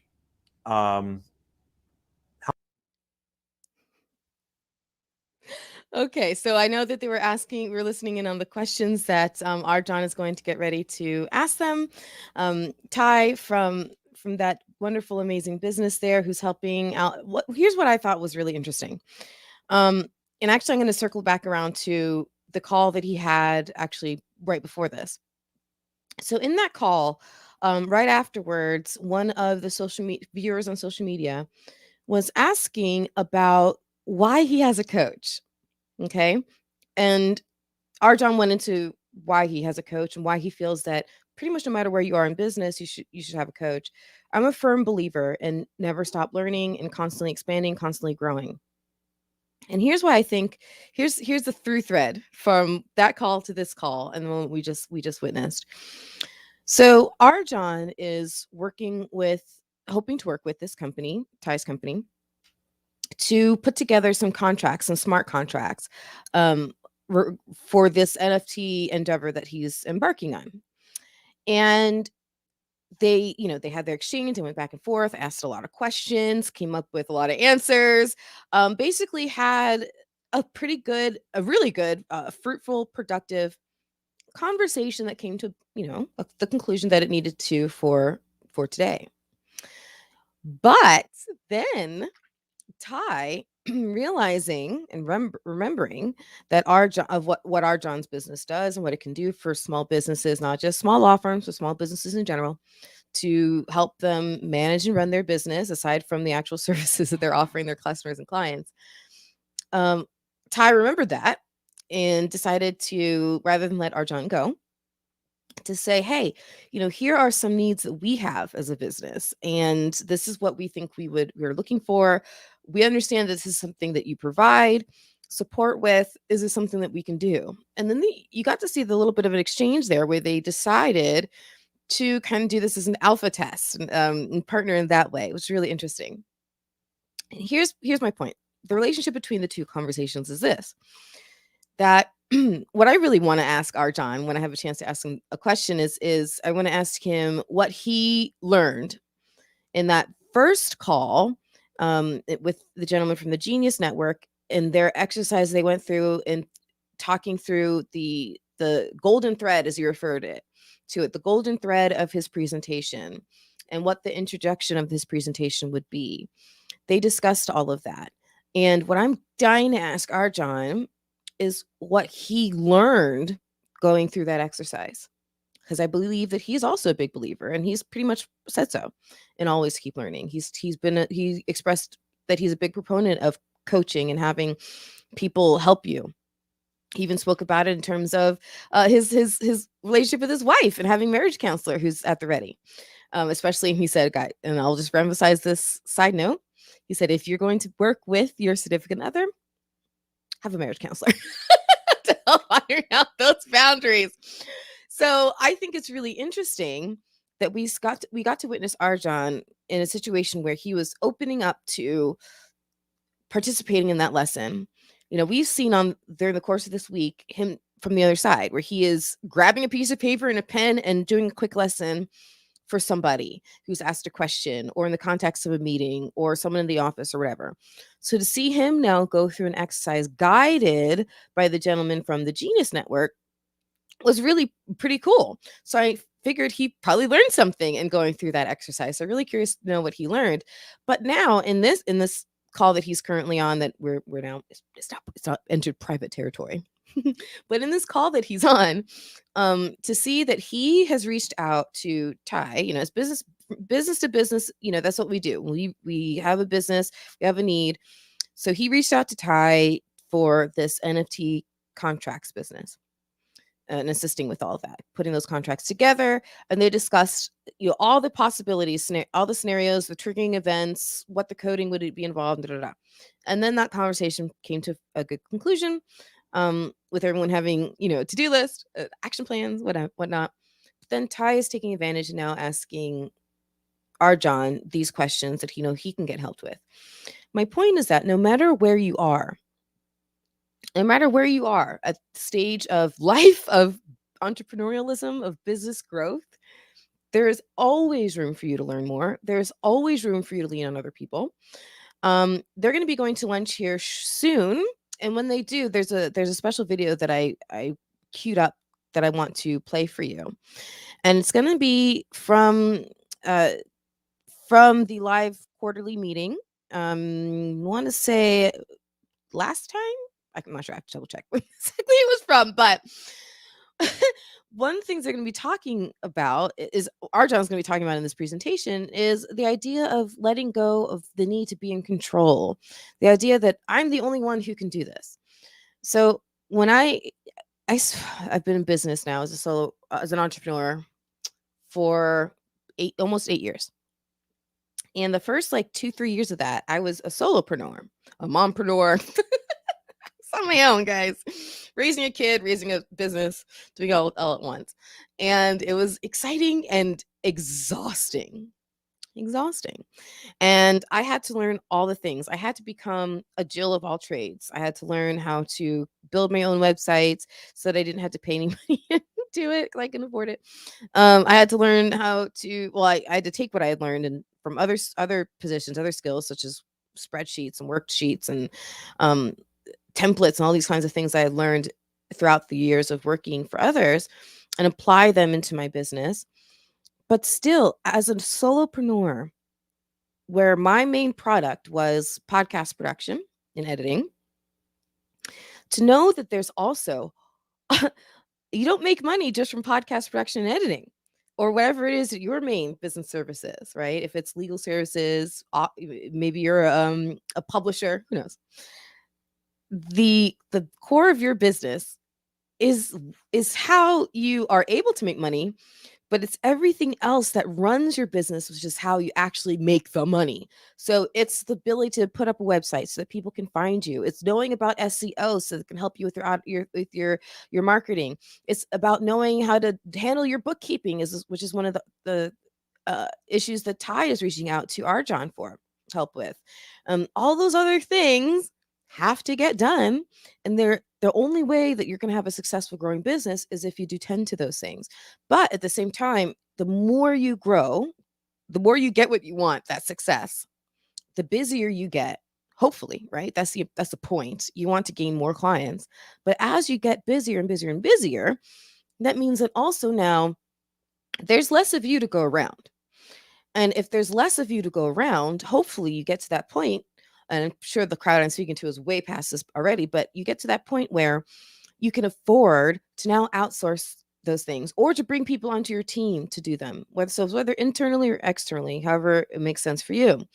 And I'm sure these next 60 days we'll hear Arjan give his opinions on those kind of decisions. But so for example, for legal services, I went to law school, okay, but I am not a lawyer. I'm proud to say I'm not a lawyer, no offense, but I did go to law school. But for legal services that are beyond me, I do contract with a lawyer. So I know, and that's something that I don't play with because there's a lot of I don't know what I don't know when it comes to the legal landscape. Even for someone even in law school, there's still a lot of I don't know. I also have a finance degree. I've taken tons of accounting classes. But when it comes to my bookkeeping, I'm looking to outsource that starting, I guess we're already next year, starting this year. Because I know that the more that I pay attention to all of these things that are not the driver of the revenue, but they're supporters of the revenue, the more that I pay attention to those things, the thinner I am in terms of paying attention to the things that are the core of my business. So again, whether it's outsourcing and bringing in, hiring a lawyer, or it's insourcing by bringing in a new team member, someone who can help with something. For example, I'm scouting for a good admin to bring on board to help out with a lot of stuff. So it will be an internal hire. But again, it's so that when needed, I can stop feeling so spread out. And I have other team members and they're phenomenal, but so they can stop feeling so spread out too. And we have someone who's focused on the administrative stuff that I'm going to be handing them. So this has kind of been an interesting through thread as we've listened to these two phone calls here. The first one where Arjan is wanting to present to this Genius Network. And so the gentleman from there was helping basically workshop what that presentation will be, what the introduction will be. And so you saw Arjan kind of on the other side of things and learning and absorbing and going through an exercise that someone else was presenting him with. And then on this past call, they both came to the table with Arjan wanting the services from Ty's company, but then Ty realizing I'm sure he knew this actually before the phone call, knowing that he had the phone call coming up. We have some business needs. We can either hire someone to internally do this, we can try to do this ourselves, or we can go with someone and pay them who already has done that, has been there, done that, knows the whole entire kit and caboodle, and they're not going to make those mistakes. So again, minimizing your risk can happen if you decide to outsource by outsourcing someone who is really competent and reliable.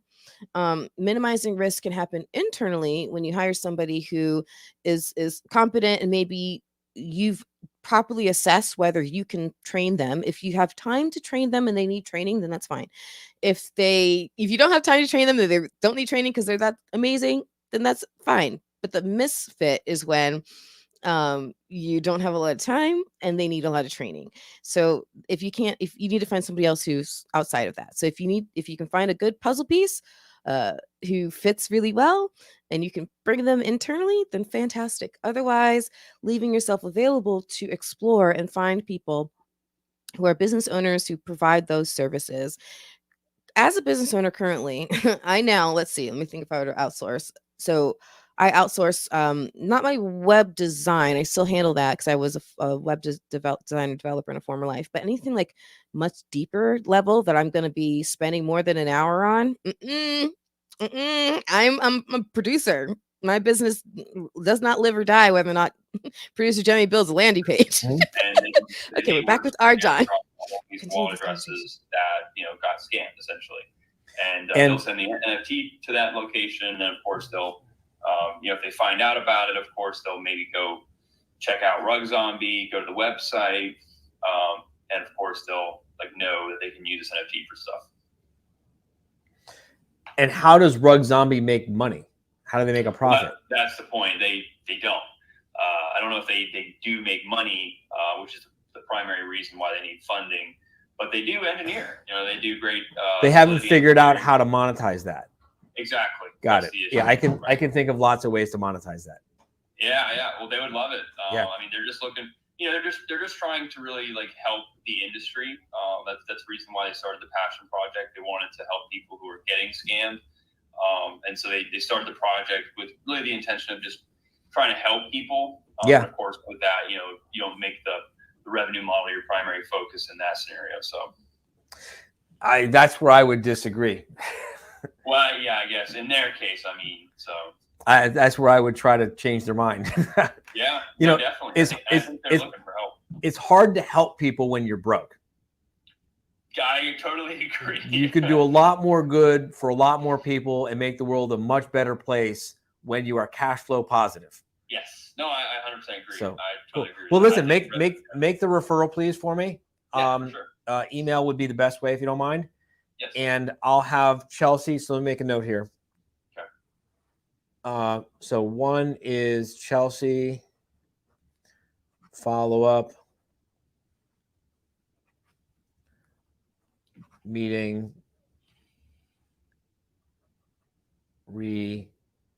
Boring business stuff. 2 is Doug the rug zombie referral.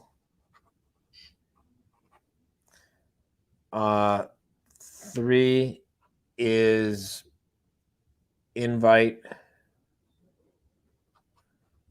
to April LQM, live quarterly meeting. 4, how quickly are you looking to do that $5 to $10 million raise? How quickly do we need to get you with the securities lawyer? Well, I mean, we're trying to go like this month, next month. I don't want to really push it past February, to be quite honest. Okay.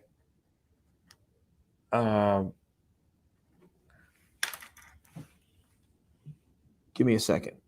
Okay. We are live, Arjan. Good.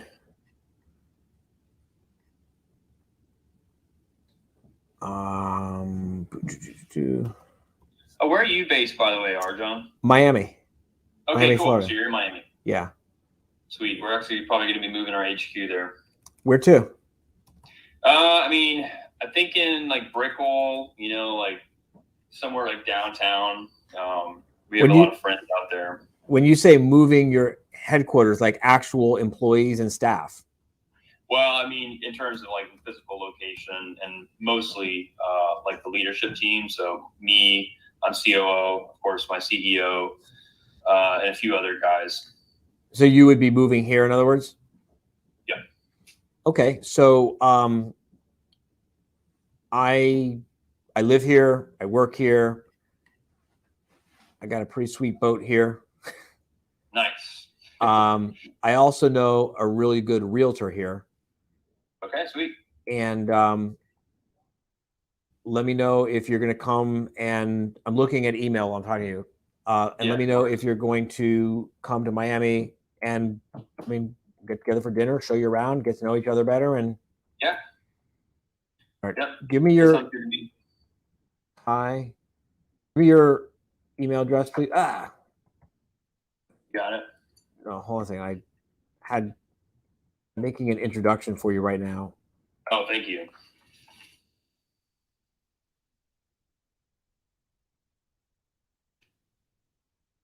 No time like the present. Yeah.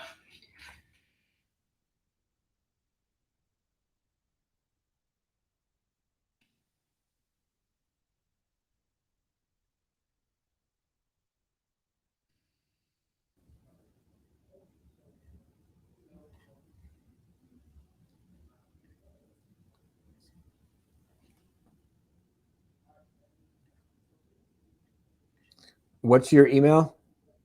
Should be Ty, T-Y, yes, at nftlabs.io.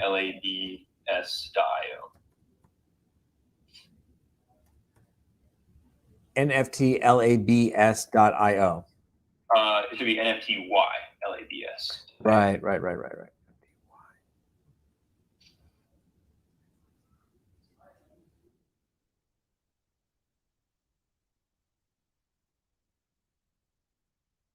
Eric, meet Ty. Remind me your last name? Blackard, Blackard. Your founder? I'm COO and co-founder, yes.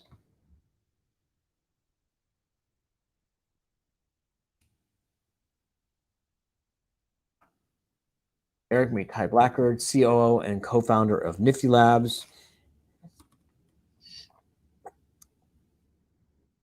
They've already raised. I'm not going to say the number because it's being recorded, but I'm typing it.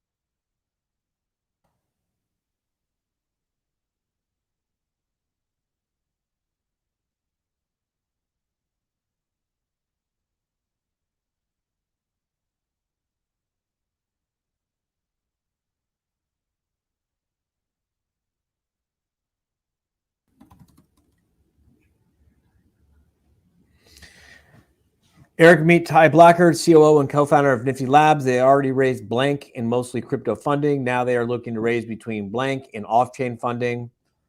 They think they have access to investors. They just need to do this in such a way as to avoid later regulatory problems. Okay. Great.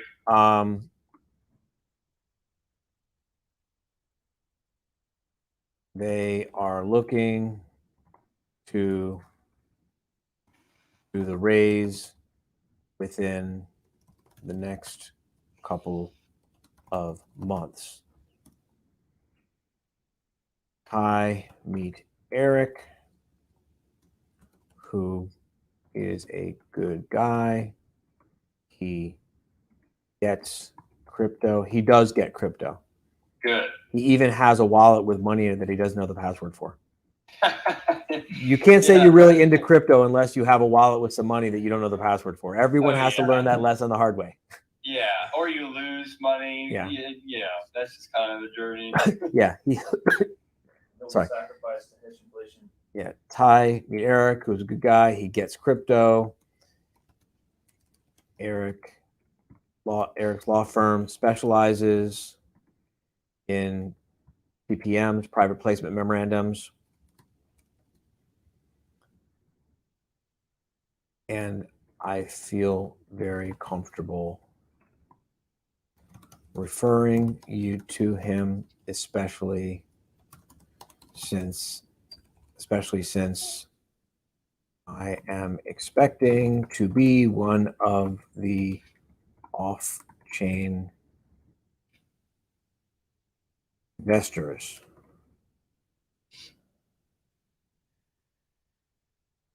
Please connect and let me know if you have any questions I can answer, or if there is anything I can do to support this introduction.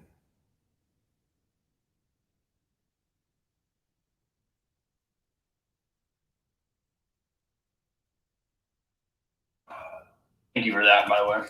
Of course. It is very much my pleasure. It always makes me look good when I make good referrals.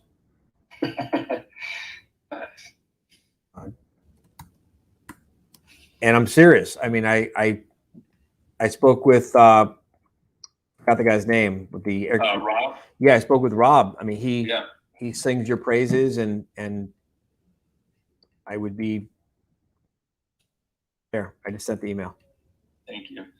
Yeah, Rob's a good guy. He saw the potential in us very early on, and I mean, first talk we had with him on a Zoom, he was like, "I'm in," and yeah, so from that day on, we knew he was a G.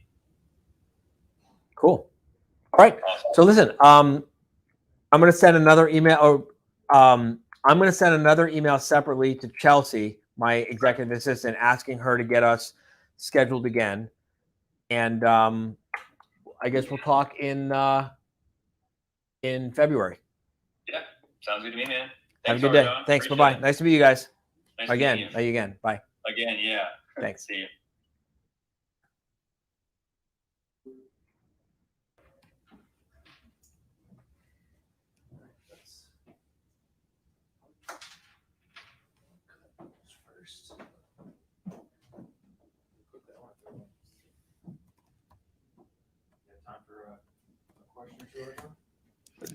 Dylan, do you see my Right. calendar? So, Well, it looks like they're getting ready to go to lunch here shortly.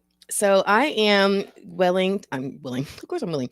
I'm here to help you through transition. So as they get ready to do lunch, we're going to see the same thing.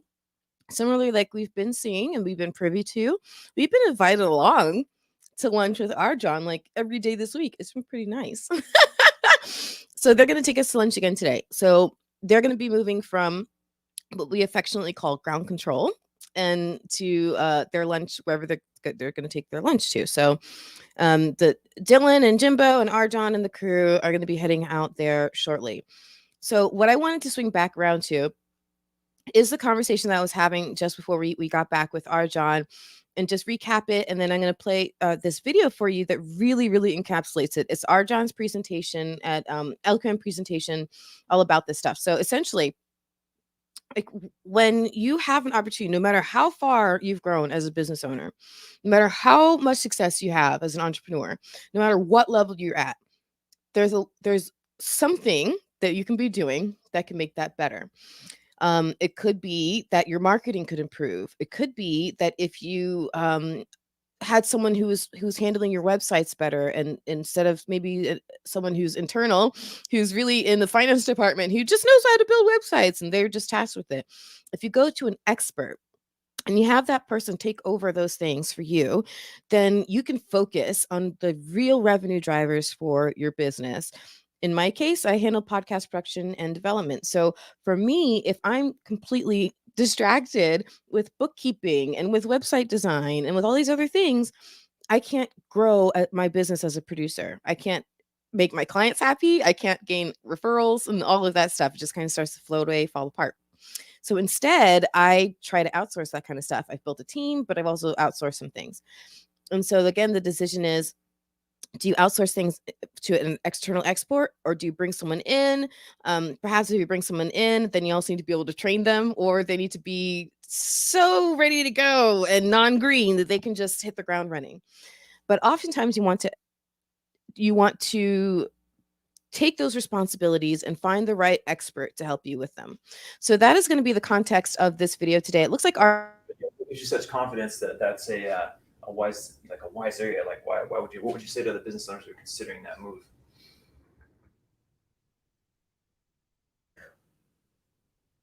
Are you asking me?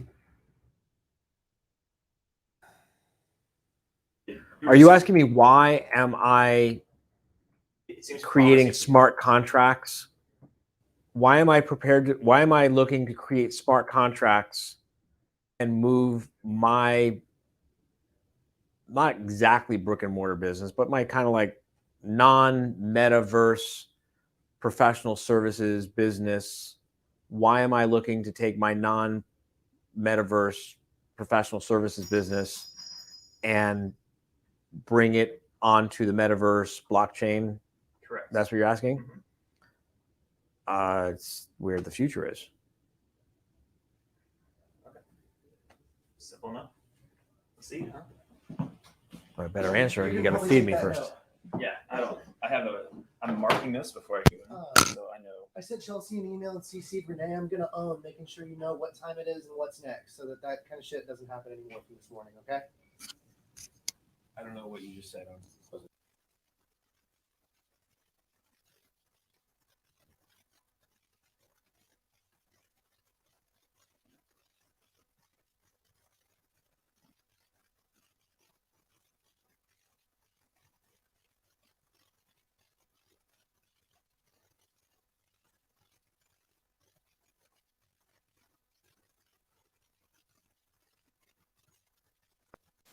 Okay, so I'm going to assume that I'm taking back over and that they're getting ready to head over to lunch. And so while they transition, what I would like to share with you in just a moment here is this video from Arjan.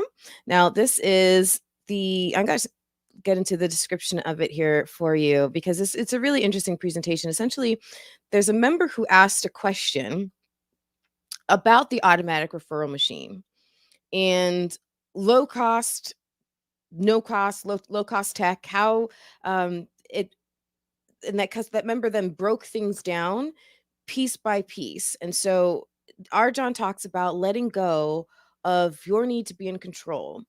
I think the biggest lesson, when I realized that I can't do everything, I can't be everything, I can't be everywhere, I'm only one person. Not only is it hiring people and then training them, but you also have to learn to let a few things go. They're not going to write the email exactly as you write it. They're not going to choose the exact color in the presentation that you wanted, or put the pictures in the way that you want, whatever it is. But the philosophy of believing that you're the only one who can do it, that's going to really hurt you and hold you back, that's going to be your own ball and chain. You don't want to do that. And I'm really glad and lucky that I learned that lesson early enough that I don't think that it negatively affected the growth of my business.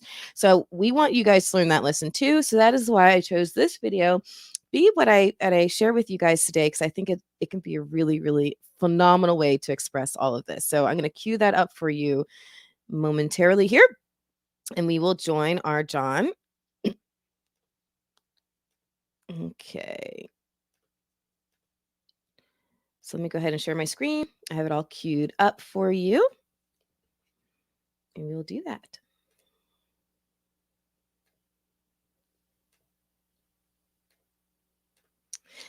Okay.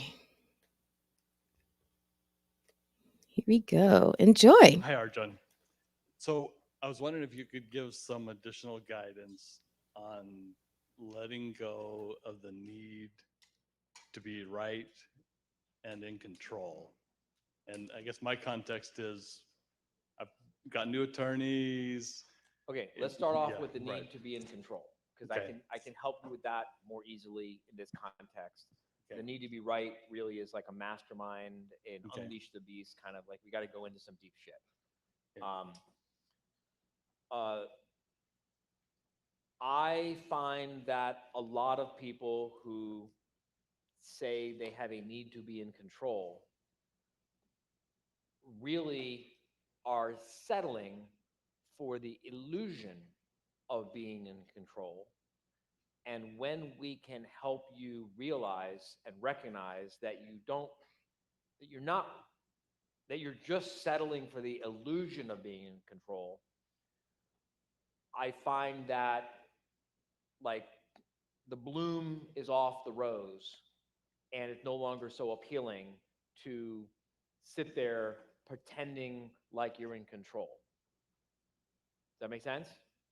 It does. So give me an example of something that you imagine yourself to be in control of. So I guess in the context of doing legal work, I definitely feel at home doing the legal work or supervising the legal work. And I know I've got to let go, and I do to an extent, but it feels really good to be back in the legal work. When Right, but now you're talking about something different. hmm Now you're talking about hiding out in something that's comfortable and familiar. Okay. And I thought we were talking about the illusion of being in control. So give me an example of something that you don't delegate because you tell yourself that you're quote unquote in control. I need to do this because I can't give up control. I need to do this because no one can do it as good as me. Those types of things. Give me an example of something like that. Okay, so just for examples, there's some, when we go through the list, I mean, we'll do gas call challenges, and some of the staff will have, people, but there are always people that I hold back on that I'll call that person. And because I have a longer relationship with them, I know Are you them. calling the person because you like the person? Like, I genuinely like this person and I want to call them because I like talking to this person and I want to call them? Or are you calling them and not letting your staff call them because you tell yourself that only you can call this person?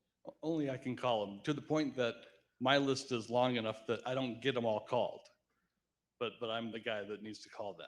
And you tell yourself only I can call them because they will be offended if they get a call from anyone other than me?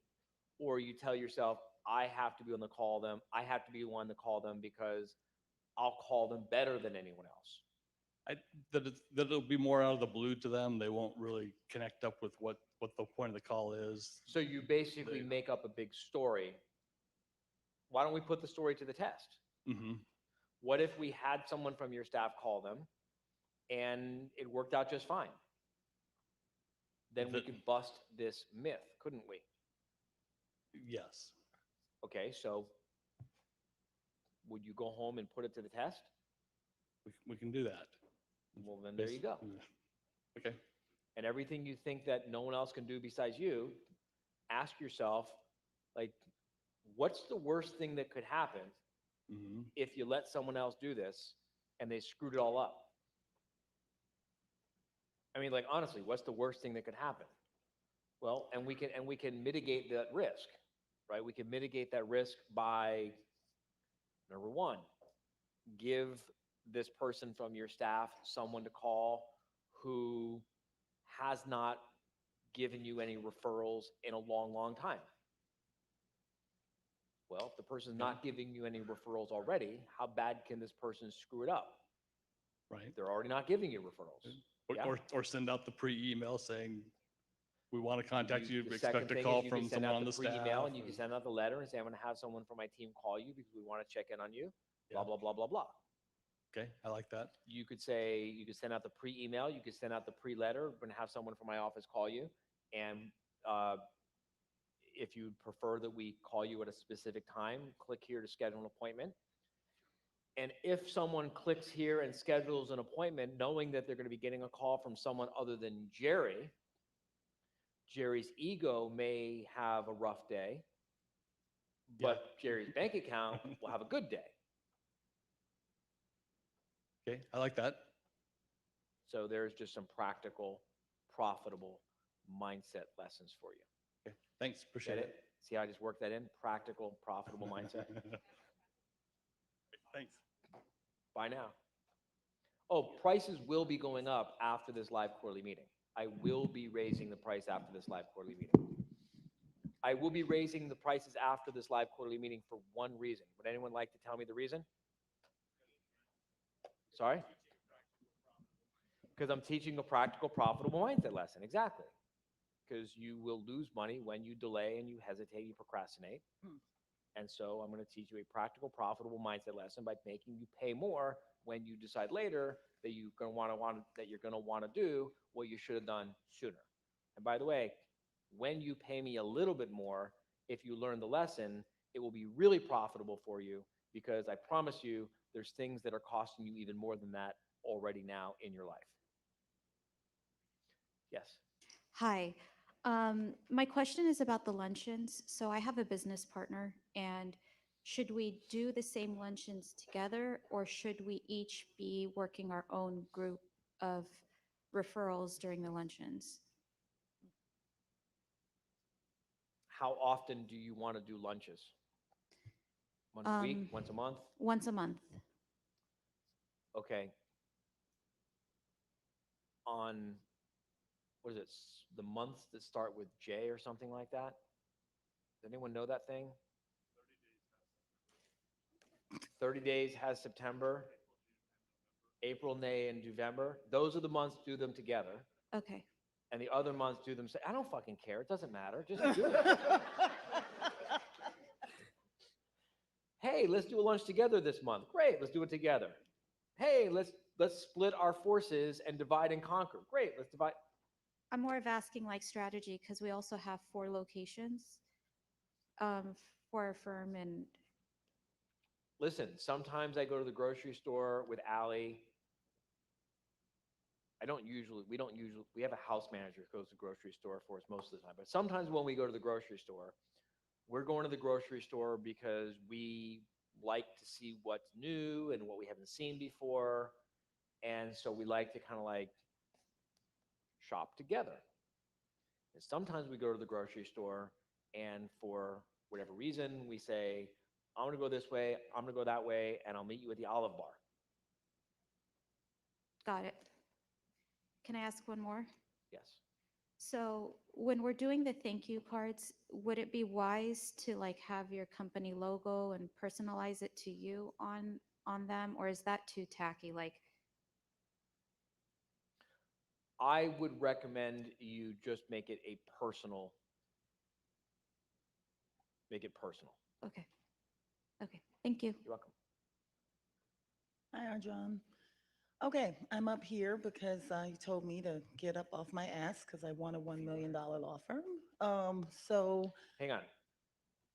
I changed my mind. use your firm logo and your tagline. Do that. Sorry. Well, I'm at the mic because you told me to get up and get to the mic. I came to this LQM with the determination to figure out what more I could do in terms of marketing and generating leads for my business. And I'm going to do this. What were the firm's revenues last year or this year going to be? We're on track to be about 250. Okay. Right. So I think if I'm thinking about maybe what obstacles may be lying ahead for me with regards to implementing this, my capacity in terms of my production team is a little splotchy right now. So I'm pulled in terms of doing sales as well as managing staff and recruiting. But I mean, still got to do it. And I came here to thinking, I was thinking I was going to maybe hire a marketing firm to help. But I'm going to do this. Any gems you could offer me? I'm doing a lot. But Do it you has have to, a, do you have an associate? I don't have an associate. Hire an associate. Can you, in terms of, we're hearing about, and a lot of people are expressing this great resignation. Is there any new strategies we should be employing in terms of recruiting? Because it's seeming like the market's a little dry, or is that just BS? Ask Sam Doncaster how dry the market is. Ask Sam? Elarita Coleman how dry the market is. They're saying it's pretty dry. Everybody's confirming it's. And Oh, you're not, what are you saying? Okay, I'll talk to Sam then. listen, dry is a relative term. Okay. You just have to do a marketing campaign to make people want to work at your firm.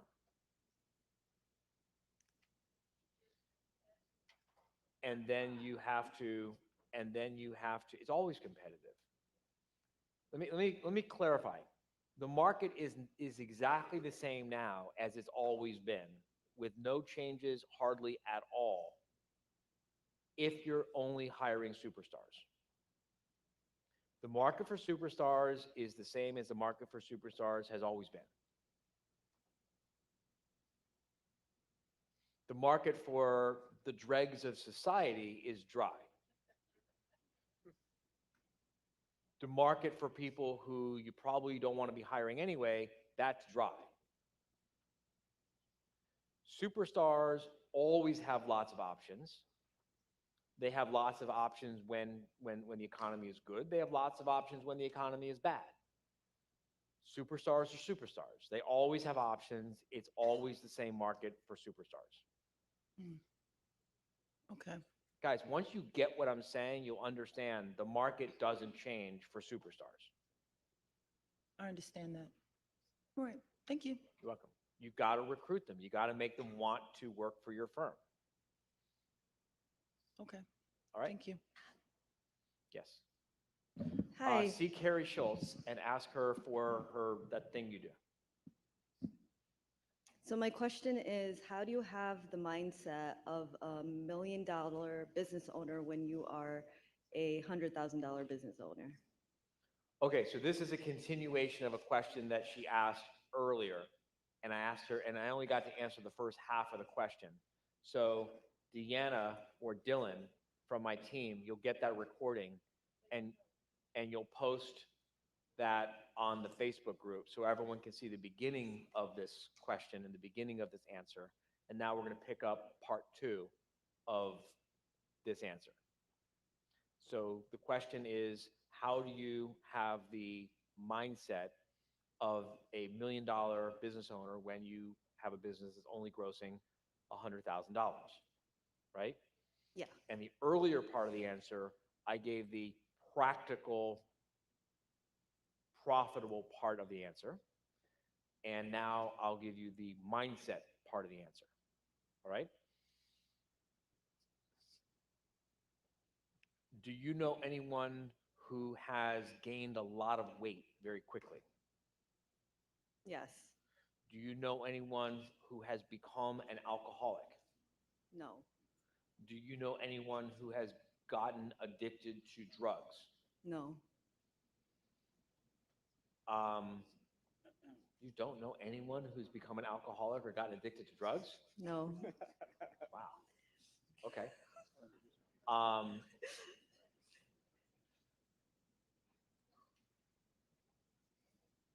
If you were to try to give someone a prescription, okay, so you know someone who's gained a lot of weight very quickly. Yes. Okay. Don't tell me the name of this person, but just what was the nature of your relationship? My spouse. Your spouse gained a lot of weight quickly. Okay. How much weight did your spouse gain? Just as a percentage of body weight. I don't know, like 15 pounds? Okay. How did your spouse manage to gain all that weight? He was at home during COVID. A lot of people were at home during COVID and they didn't gain a lot of weight. So being at home during COVID is not a prescription for gaining a lot of weight. How did your spouse gain all that weight? Like, walk me through it. Give me a prescription. I want to learn how to gain 15 pounds quickly. How do I do it? Step one. So he says it's because he has Just tell me, Yeah. step one, how do I gain 15 pounds quickly? You eat without, burning it off, I guess. Step one. Eat food. Okay, that is not a prescription for how you gain 15 pounds quickly. That's step one. That's not step one, because I went on a modified keto diet shortly after the April live quarterly meeting for no good reason at all. I just stopped going to the gym for about 2 months. And so all I did was went on a modified slow carb keto diet, and with no exercise, I lost 12 pounds. So just eating food is not a prescription for gaining 15 pounds. And under this diet, by the way, you can eat as much as you want, whenever you want, 24 hours a day, 7 days a week, day or night, anytime you feel like it. You can just shove food down your throat as much as you want, and you still lose weight. The problem is with this diet is you're so sick of eating that you end up eating less. But anyway, the point I'm making is you've now given me two explanations that are bullshit. Your first explanation was a shallow, poorly thought through, unanalyzed answer of you just stay home during COVID. Except lots of people stayed home during COVID and they didn't lose weight. So that's clearly not the way you do it, right? And then the second question, give me a prescription. You said you eat lots of food. But I just told you I ate lots of food and I didn't lose weight. I mean, I didn't gain weight. I lost weight. So now tell me, how do I gain 15 pounds quickly? So my problem is that I don't know how to gain weight quickly. I don't believe that. This is your third piece of bullshit you've now fed me. But I don't. I You could do. eat as much as I want and I don't gain You weight. do know how to gain 15 pounds. Don't help her. She doesn't need help. I can tell You her in do. 2 seconds. Don't help her. Okay. Don't. Let her have this experience for herself. She's about to have a breakthrough, and I don't want anyone fucking this up for her. Now I got to start all over again and get her back to this place where she's about to have a breakthrough. You do know how to gain 15 pounds quickly because you're you're one of the most highly educated human beings who's ever lived on this planet. You know that? I do now. Had you never considered this before? I didn't think I was the most highly educated. Well, think about how many human beings have lived on this planet since the beginning of time. Yeah? How many of them were illiterate? Most human beings have gone through most of human history illiterate, right? How many people have gone to college? Most people alive today did not go to college, right? Of the people who went to college, how many went to law school? Most people who went to college did not go on to any kind of graduate post-secondary education. So out of the entire history of the human species, you are like at the pinnacle of one of the most highly educated human beings who's ever walked the planet. And you're telling me you don't have any idea how a human body could gain 15 pounds quickly. I call bullshit. I know you know this. I know you can figure this out.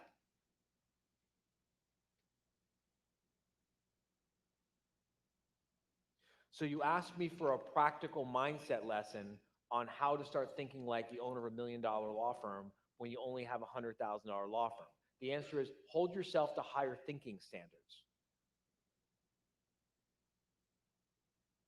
Hold yourself to higher standards of analysis. Think things all the way through. Don't let yourself off the hook with, well, I don't know. Don't let yourself off the hook with, well, I've never experienced it before.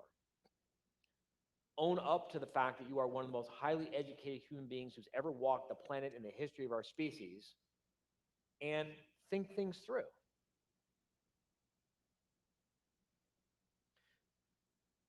Most of the people with multi-million-dollar businesses, you ask them a question, you're going to see they give you deeper answers than a lot of people with struggling businesses.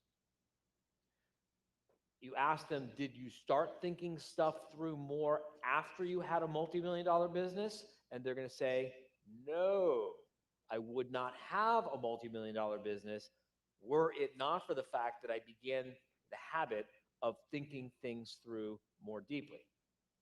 Am I saying the truth, everyone?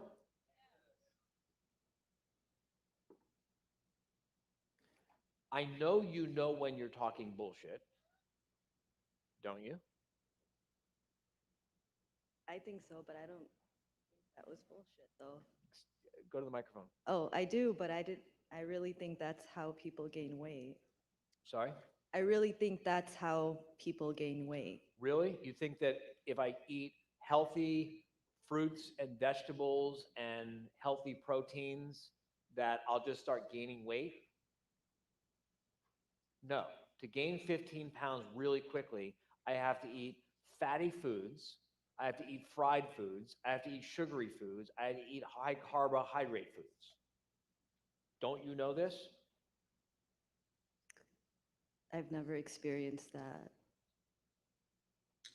And now you're back to thinking like the owner of a $100,000 law firm thinks, because you're just telling me more bullshit.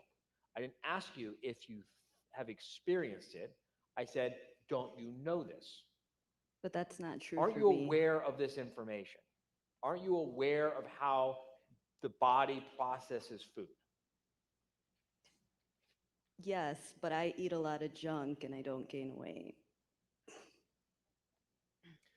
It doesn't You're work. continuing to demonstrate the thinking patterns of the owner of a struggling business, because now you're evading owning your power. I am treating you with respect as a person who I believe has a lot of power, as a person who I believe has a lot of intelligence, as a person who I believe has a lot of education, and you're treating yourself like an idiot. I'm treating you with respect, and you're treating yourself like a fool. Now, I don't know who else you have in your life that tolerates you treating yourself like a fool, but I'm not going to tolerate you treating yourself like a fool. I don't know, maybe you have people in your life who you tolerate them treating you like a fool, but no one here is going to treat you like a fool.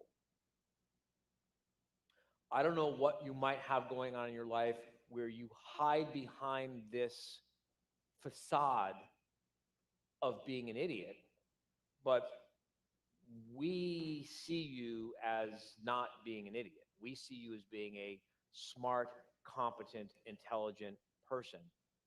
and we're going to expect you to show up as that person when you come to these meetings. And when you start showing up like that in the rest of your life, very quickly, you will find that your business will grow and you'll soon be the owner of $1 million business.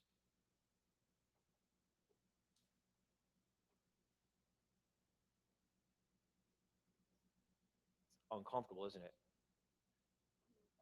No? No, Not scary? no, Not scary? Not uncomfortable? no. Great. Then you should have no problem with this. This should be easy for you.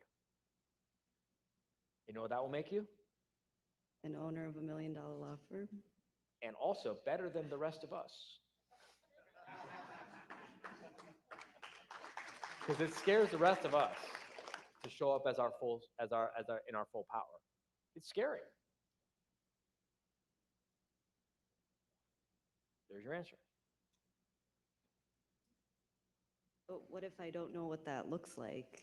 Like, how do I get there? I can't imagine it. Okay. Would the owner of $1 million law firm, do you imagine that the owner of $1 million law firm, how do you imagine the owner of $1 million law firm would get from the hotel to the airport?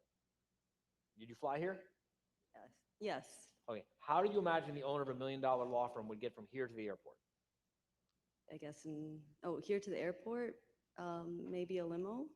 Okay. How are you getting to the airport? With an Uber. All right. Do you imagine the owner of $1 million law firm would fly home coach, business class, or first class, or private? Probably business. How are you flying home? Coach. All right. How do you imagine the owner of $1 million law firm would get home from the airport? Have someone pick them up,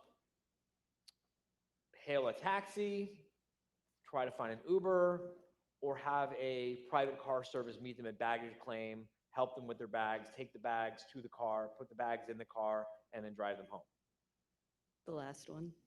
How are you getting home from the airport? I parked my car at the airport. All right. On Tuesday morning, what do you think the owner of $1 million law firm would do for breakfast?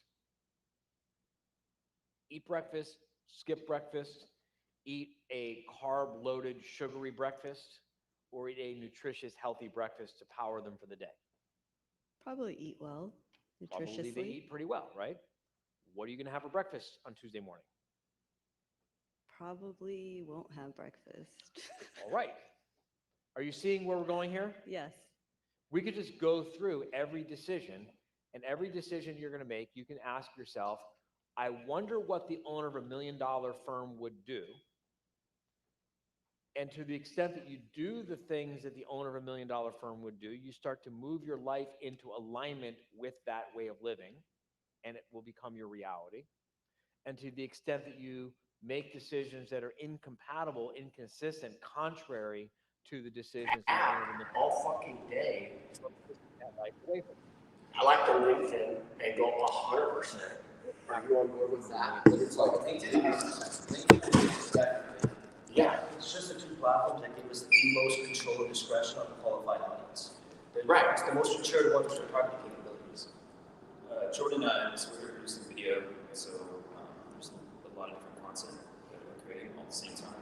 One of the things that we'll be doing in the next, finish the next 7 to 10 days is a direct response ad for the very purpose of driving traffic to the said squeeze page. So that's something we'll be passing your direction. So we'll use that, but we're very good at those, and I'm confident that as long as we have a compelling. Yeah, and you obviously get it correct, right? We don't want to just give you stuff.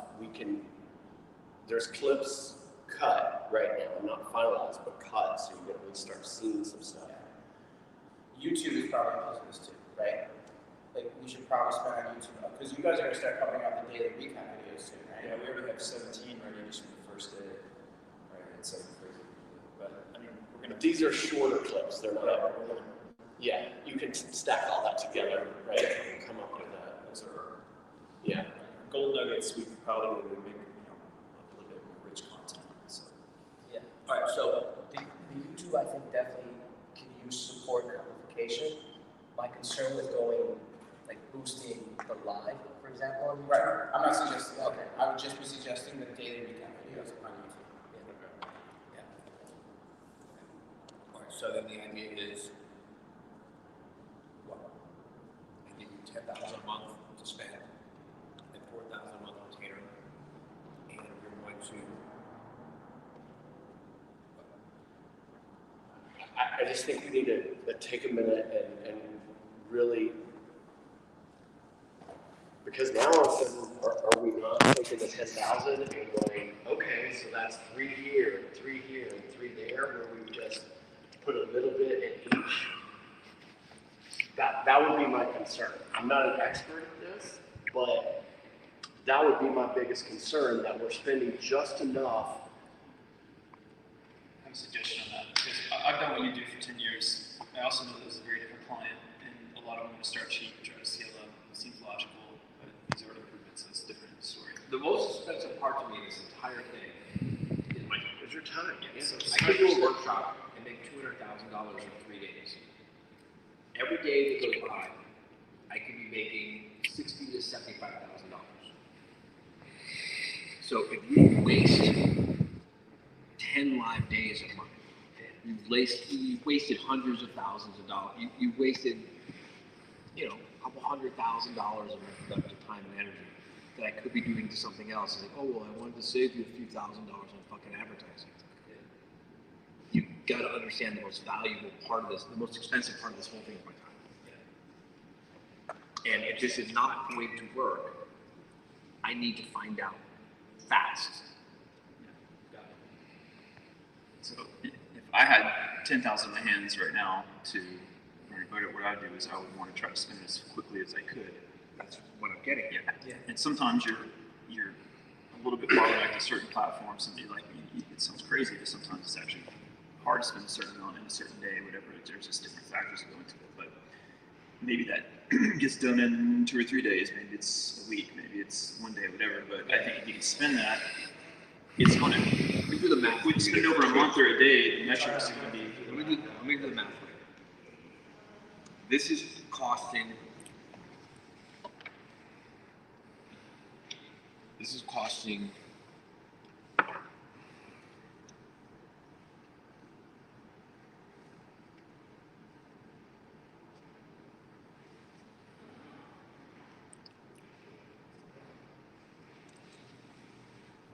This is costing me over $10,000 a day.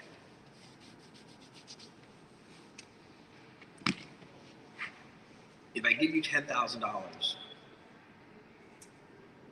and you can prove that this works in 10 days, then I only burned $100,000 while you were spending the $10,000 to prove that this works. If you can prove in 10 days that this is never going to work, well, then I only wasted $100,000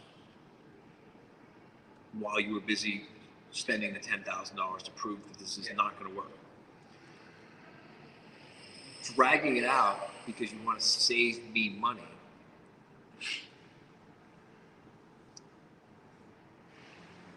Waste more time. Waste more time.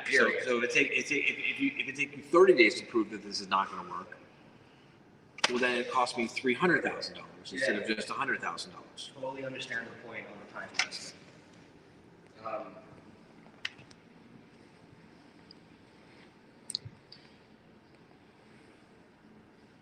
This, by the way, is why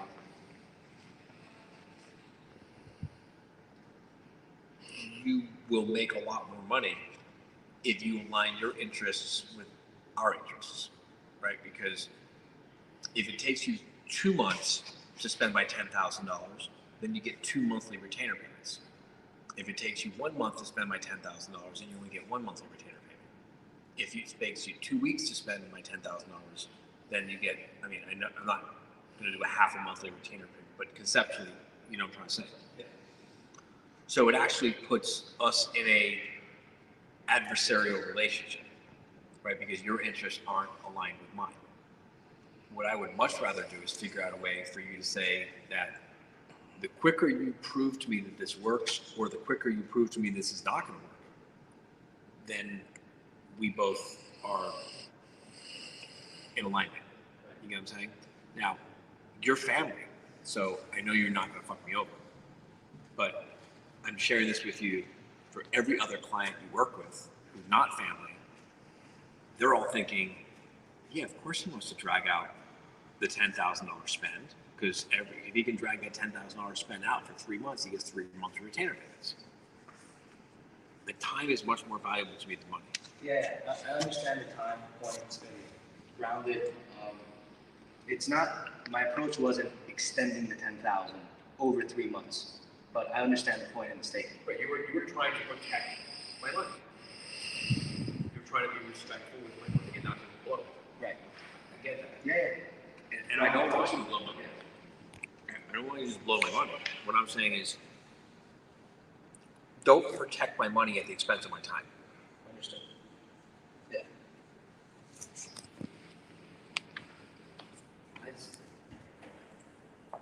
And then did Danny talk to you about if you don't have 100 year you gave, what's going on with it? Yeah, I already sent a text message. What position did you say? A D-Rock, a videographer. It's not like a D-Rock. What does D-Rock do nowadays? He also has like his own kind of like course and thing that he's like doing. Yeah.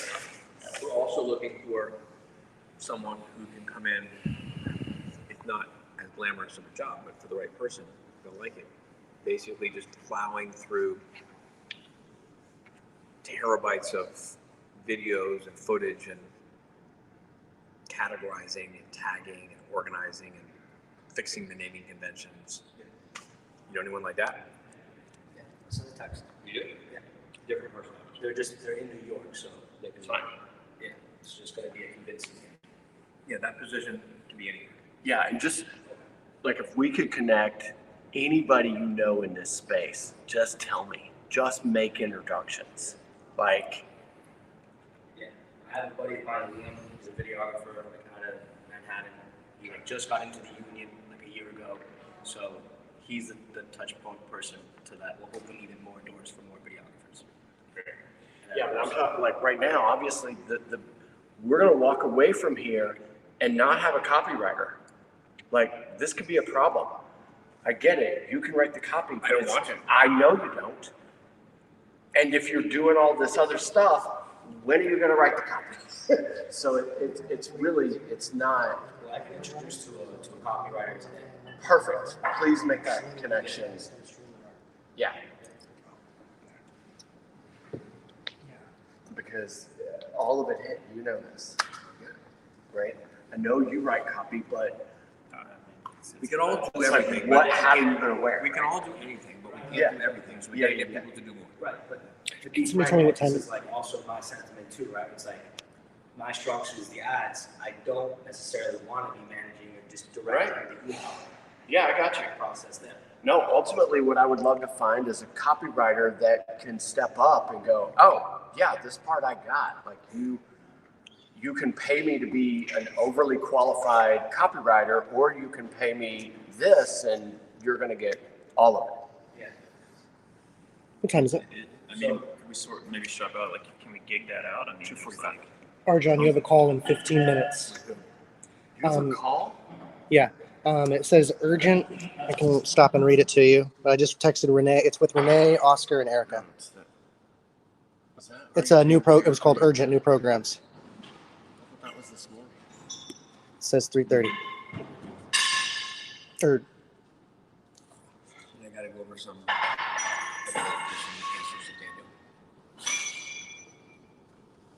I apologize. It's at 3:30 of 45 minutes. Okay. What are we doing tomorrow? We are reading the automatic marketing machine book is what we're doing. Yeah. Glad you could join us. Yeah. Here's what I'm pretty happy about is I don't think any shit's gonna pop up on your calendar tomorrow morning. I could be wrong. Can we still try to get a couple chapters done today though? Yeah. Good luck. We can try. Try your best. Try your best. It's my favorite. Yeah. I still have Louis Sets the Price on a tab on my phone. Wait, by that. So I want to go back to this conversation about budgets and spend and what's success and what's a failure and all this, right? So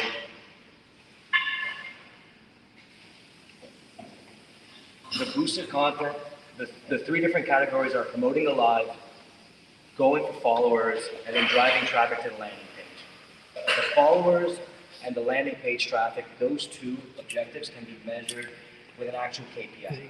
Like what's the cost per lead, what was the cost per follow to increase. So those two we can determine success early on just based off of a result metric. The first one, which is the live, that was going to be tough to measure success. So I want to know in your criteria, It's not going to hear shit. what determines if the live promotion is success? The engagement levels that you're experiencing during the sessions? I think it's cost per eyeball, no? It's just the point of boosting the live is we want people in the audience watching the live stream. So if we spend $150 a day on Facebook, how many people do we have watching our live? I feel like that's the KPI. Yeah. So views on the live. Views and engagement. Are they watching? Are they asking questions? Are they answering questions? Yeah. Are they engaging? If we get people, we'll get questions. Big time. Yeah. I really believe that. We have very few, and we still get questions. Like by percentage. Confident that we can get engagement from the audience, but his question was what's success? Yeah. Success is engagement. Just give me a second. I'm going to click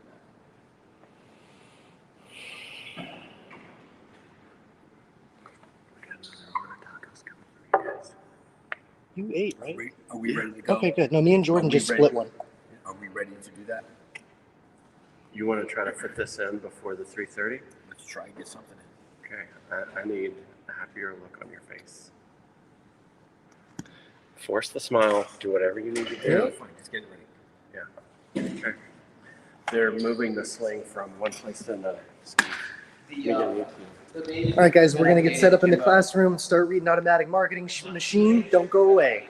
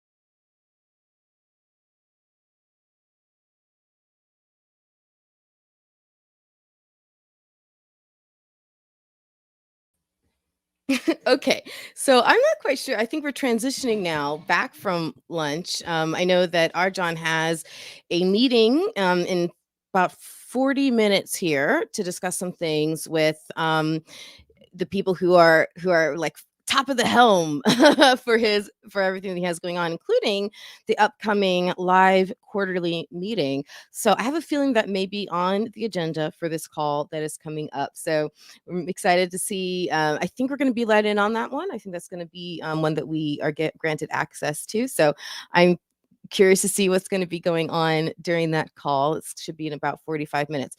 But for now, what I'm going to be doing is taking you back to that video that we were just playing a moment ago, that I was sharing with you, where our John was walking one of the members through a really intense exercise. He was not letting her go, y'all. Really intense exercise, getting really down to the nitty gritty of why she is $100,000 law firm owner instead of $1 million law firm owner. And I thought it was really cool. And he's taking her through an exercise about how do you gain weight.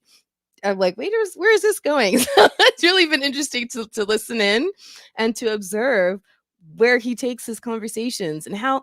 What I think is actually really interesting. One thing that caught my attention when I first played this video, and when this woman that we're going to go back to in a moment, when she first stepped up to the microphone, our John remembered her.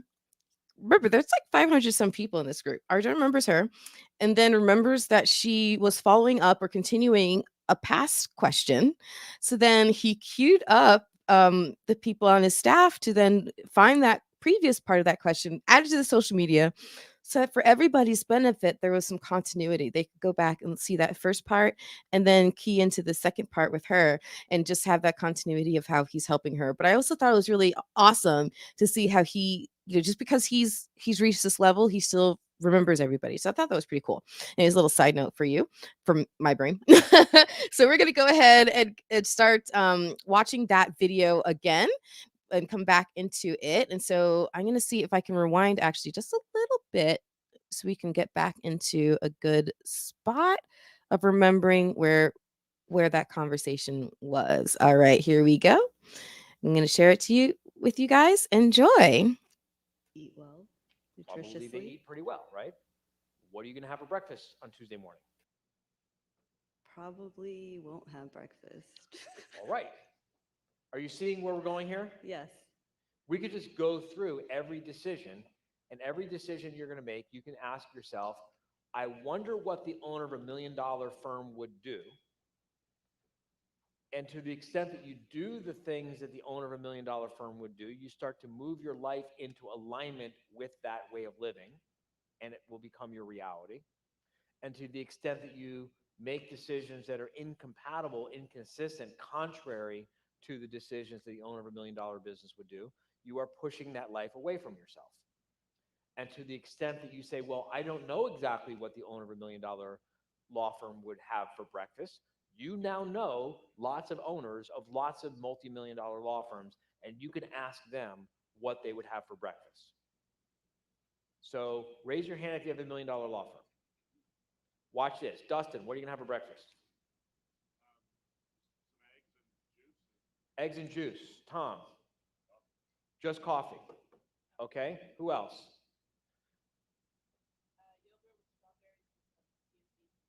Yogurt with strawberries and some chia seeds. Holly? 2 hard-boiled eggs. Who else? You don't have $1 million law firm. Why do you keep speaking up like you're the owner of $1 million law firm when you're not the owner of $1 million law firm? Would anyone with $1 million law firm eat a breakfast burrito for breakfast? Francisco would. There's no right or wrong answers here, right? But, some people are breakfast eaters, some people aren't breakfast eaters. There's no like, oh, you have to do it this way. But you start meeting people, you start talking to people, you start understanding the way they live, and you kind of find the right way for you with some ideas from them. Is there anyone here with a multi-million dollar law firm who's flying home coach? Look around. No one.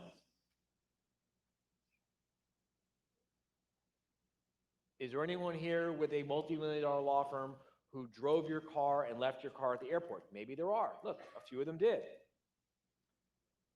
Why?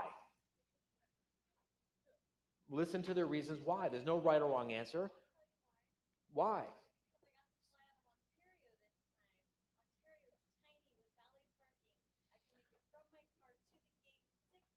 Because it was more convenient for her to do that is the answer. All right? I'm flying home private from this live quarterly meeting. It's my first time flying private. Thank you. I don't want to hear the applause. This isn't a brag. This isn't a brag. 3 weeks ago, I flew Southwest Airlines red eye.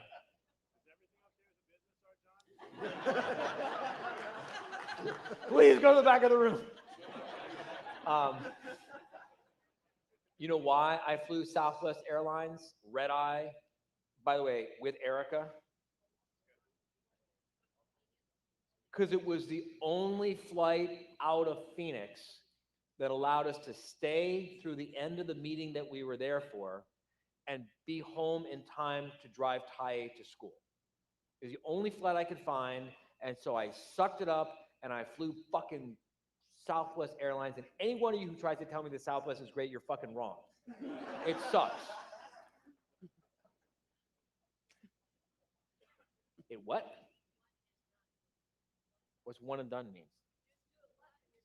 Oh yeah, do it once and you're done. No, I mean, the point I'm trying to make is, look, it's not like I'm some prima donna who, oh, I can only fly first class. When coach is more convenient, I fly coach. I have a friend who doesn't just fly private, he owns his own jet. And sometimes it's more convenient for him to just jump on a commercial plane and fly somewhere. This isn't about acting a certain way or, you know, oh, I'm too cool for school or all that bullshit. It's about doing what works for you for reasons that are authentic and real for you. You get what I'm saying? I do. I have other questions, but I can save them for later. Yeah, later. All right, next. Hello. During breakfast this morning, you said that we need to make decisions from the place that we want to be instead of where we are, which is sort of related to the conversation that we just had. But where I'm struggling is not being satisfied with the progress that I'm making. And Arnell will hand me my ass later today when I go back to my seat. I started my firm 9.5 months ago, and I'm on a run rate for 100,000, which is great. Like, I want to be a $3.5 million law firm in like 4 years. Why? Because that's the life that I want for myself and my kid. Why a $3.5 million law firm? Why not a $2.5 million law firm? Why not a $4 million law firm? Why 3.5 million? That's the number that will get me the life that I want for my kid. Well, then why do you need a $3.5 million law firm? What about how much does it cost to live the way you and your kid want to live? I need total owner benefit of about $1.5 million. Okay, and you calculated that into a $3.5 million firm? Yes. Okay, got it. So where I'm struggling is I have a new business that I'm not getting there as fast as I want it to because, like, I'm impatient. How do I deal with that? Well, it depends on what you're talking about, because there's certain things that just take time, and there's certain things that you make take longer than they have to. So what are some decisions? What's an example of a decision you have to make? You know you have to make this decision. The fucking videos. And it's not only you, or whatever Fucking that is. videos? I No, didn't it's know we were not in that. that No, business. no. Oh gosh, no. Sorry. Okay, so we're not going there. No. No. Okay, let's start over. Jimbo's modified the business model without telling me. No, it's Where's the money coming from? Well, we modified the business model. Added a new SKU. Y'all don't want to see that. No, it's the video marketing, right? Like, sorry, say again. It's the video marketing. I know that the videos do better. I don't want to do them. I don't like doing them. I don't enjoy doing them, but I know that I have to do them. Why do you have to do them? Maybe there's a different way to do this.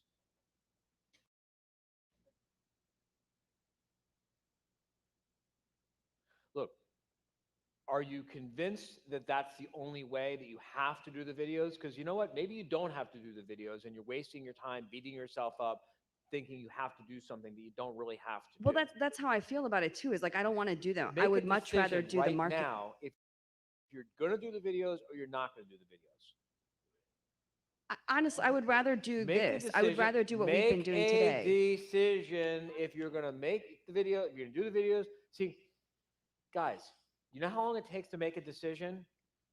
That's how long it takes to make a decision. It might take you years before you'll make your decision. You might beat yourself up for days or weeks or months or years before.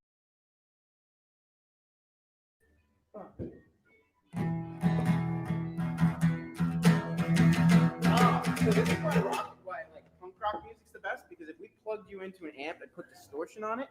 Like, yeah, it just sounds pretty awesome.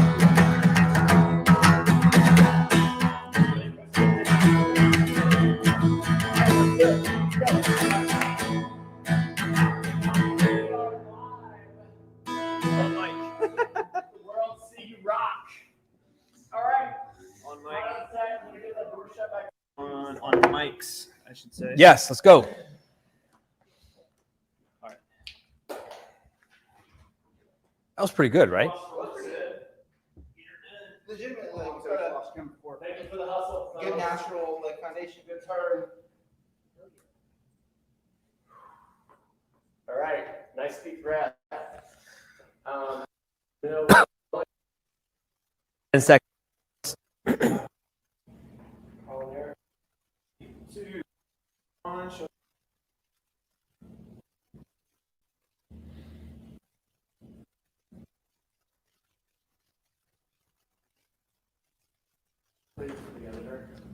Friday, January 7th, Automatic Marketing Machine, 3 p.m. Eastern Standard Time, Chapter 5, 10 Foundational Rules to Build Your Automatic Marketing Machine. Chapter 5, 10 Foundational Rules to Build Your Automatic Marketing Machine. Every profitable marketing machine follows certain rules. These are not rules that Danny and I just made up. They are rules that we have observed over and over and over again in some of the most effective marketing machines that we've had the opportunity to work on, build, fix, and study. When you follow these rules, your marketing machine is going to be a lot more likely to work than when you break the rules. Look, we're not saying no one has ever built a profitable and a predictable and a reliable and a cost-effective marketing machine that breaks these rules. There are obviously exceptions to every rule.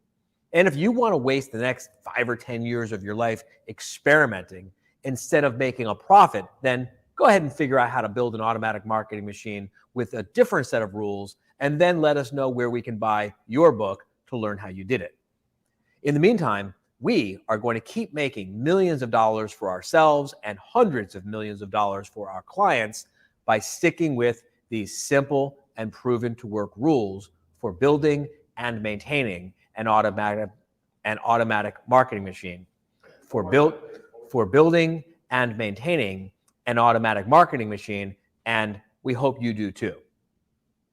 Yes, I know we sound like a couple of pompous assholes when we say it like we just wrote the paragraph above. We're just trying to make a point. We're just so sick and tired of seeing entrepreneurs like you, people who have so much value to give the world with their innovative products and services that really do your customers' lives a lot of good. And when they finally find and choose to do business with you,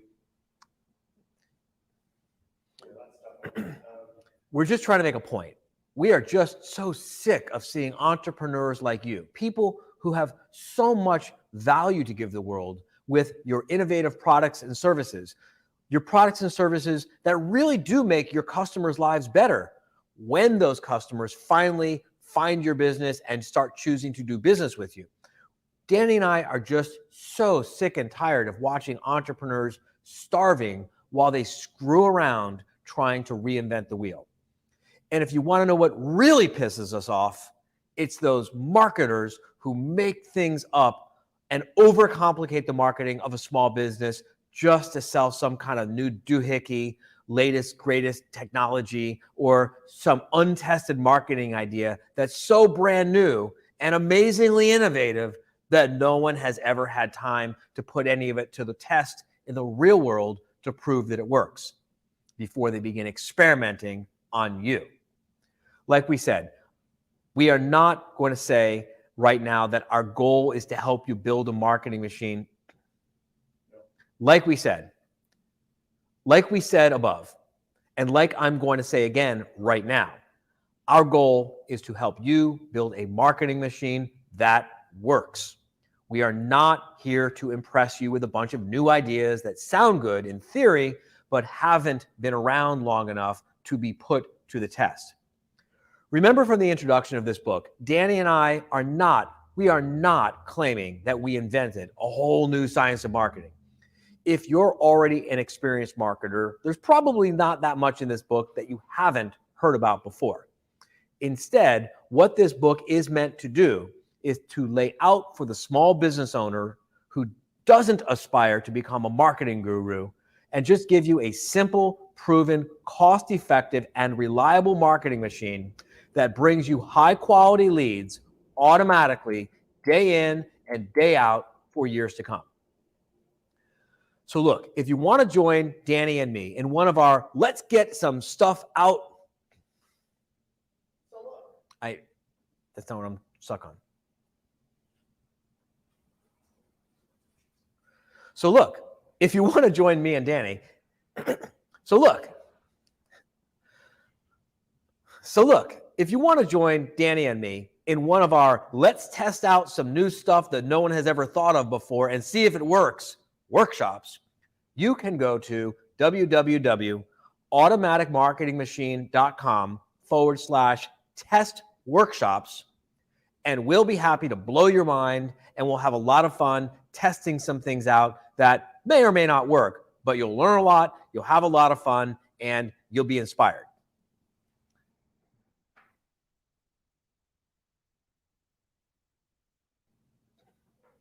Go down.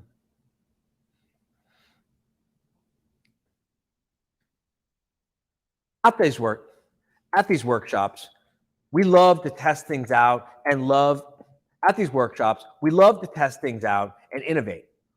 What we do not love is the way that so many marketing vendors treat their clients like lab rats and test out their unproven marketing theories on them.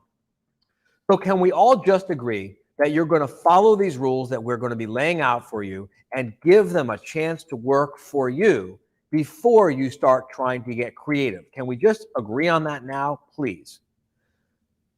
Just let your automatic marketing machine work for you, and then let it work for you some more, and then let it keep working for you. And then when you wake up a day or a year from now and you realize that the marketing of your business has become kind of boring because your automatic marketing, and then when you wake up a day or maybe even a year from now, and then when you wake up a day or maybe a year from now and you realize that the marketing of your business has become sort of boring because your marketing machine has removed all of the uncertainty, then if you crave some excitement, go ahead and sign up for one of our innovative experimental laboratory programs, and we'll be happy to scare the shit out of you.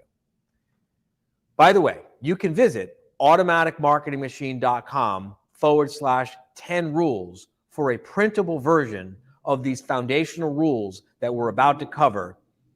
And then when you do, print them out, put them on your wall. Shouldn't this go at the end? Shouldn't this go at the end too? But we're talking about the rules. We can move it if you want. Yeah. We say this at the end? Yes. Then let's do it at the end. I'm going to skip it here. Okay. And you got the new URL change, correct? Correct. www. Editor. Go to the page before and decide which one we want to use. Ask Danny. www.automaticmarketingmachine.com/workshops. That's plural with an S at the end. Decide which one you like. Yeah. So I'm skipping the by the way you can visit.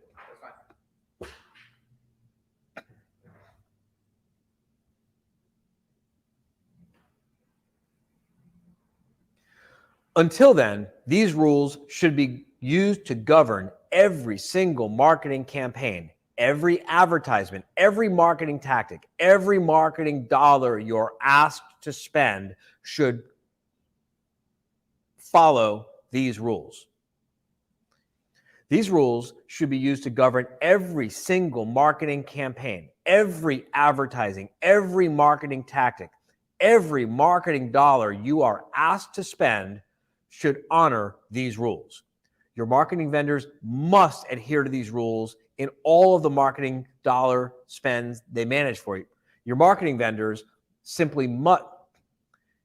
These rules should be used to govern every single marketing campaign, every advertisement, every marketing tactic, every marketing dollar you spend should be spent in compliance with these rules to protect you.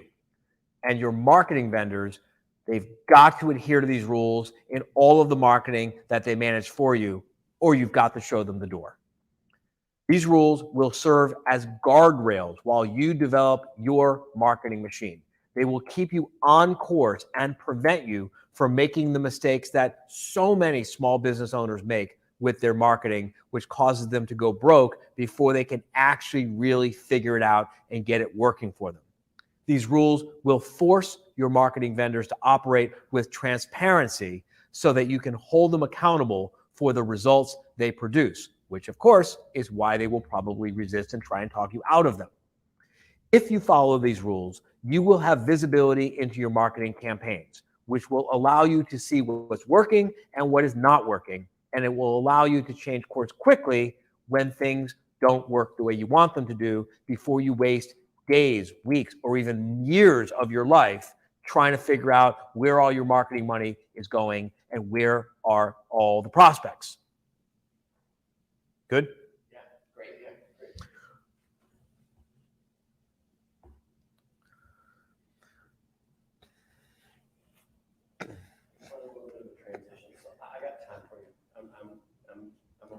Let me know 5 minutes.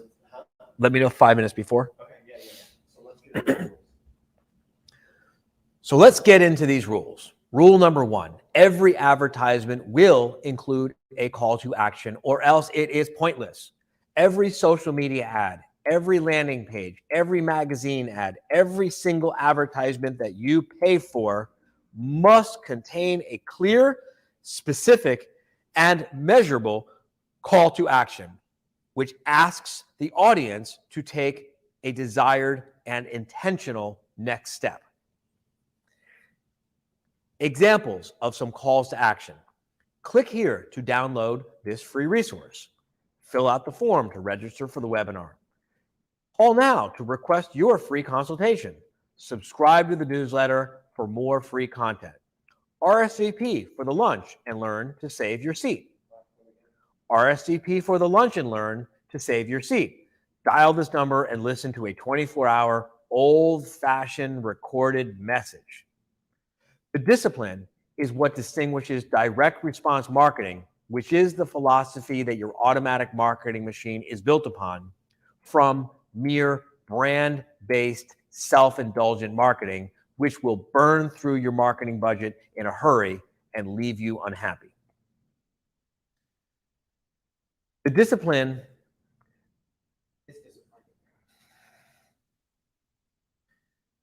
This discipline is important.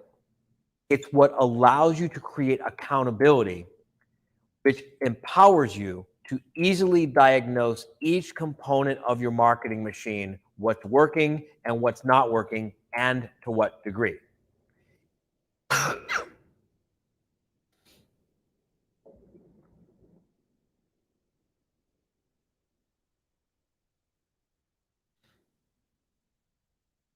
If every single advertisement, every landing page, and every piece of marketing collateral has a measurable call to action, then you have the ability to assess performance with a simple yes or no question.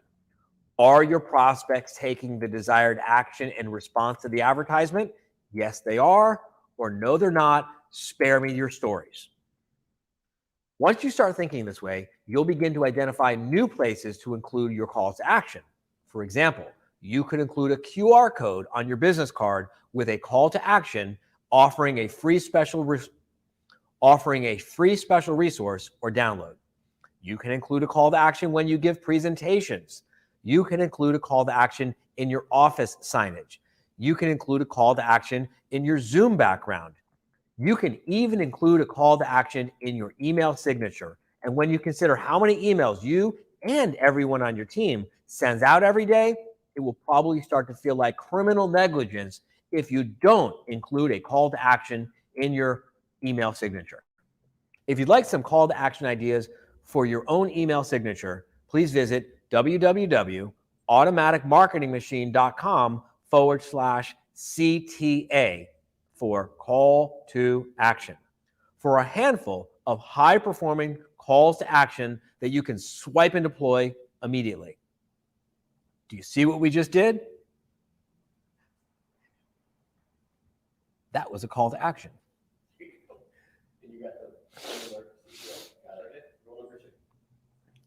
Rule number 2, you will create a compelling reason to take action now.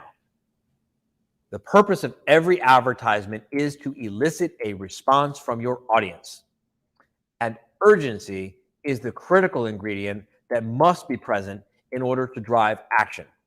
If you don't give your audience a good reason to take action right now, then it doesn't matter how attractive and well thought out your advertisement is. They may like it, they may find it compelling, they may find it interesting, they may find it persuasive, but they may not find a reason to do anything about it today. Why?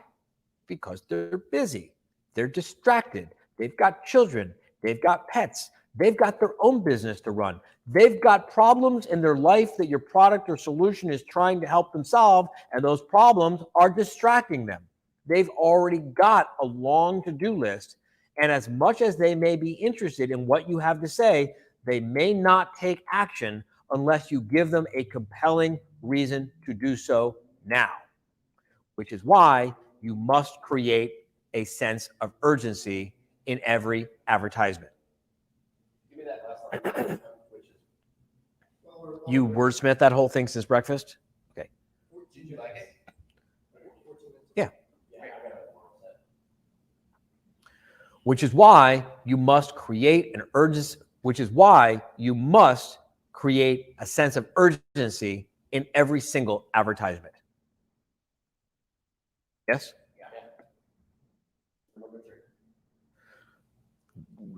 We need a microphone on Danny.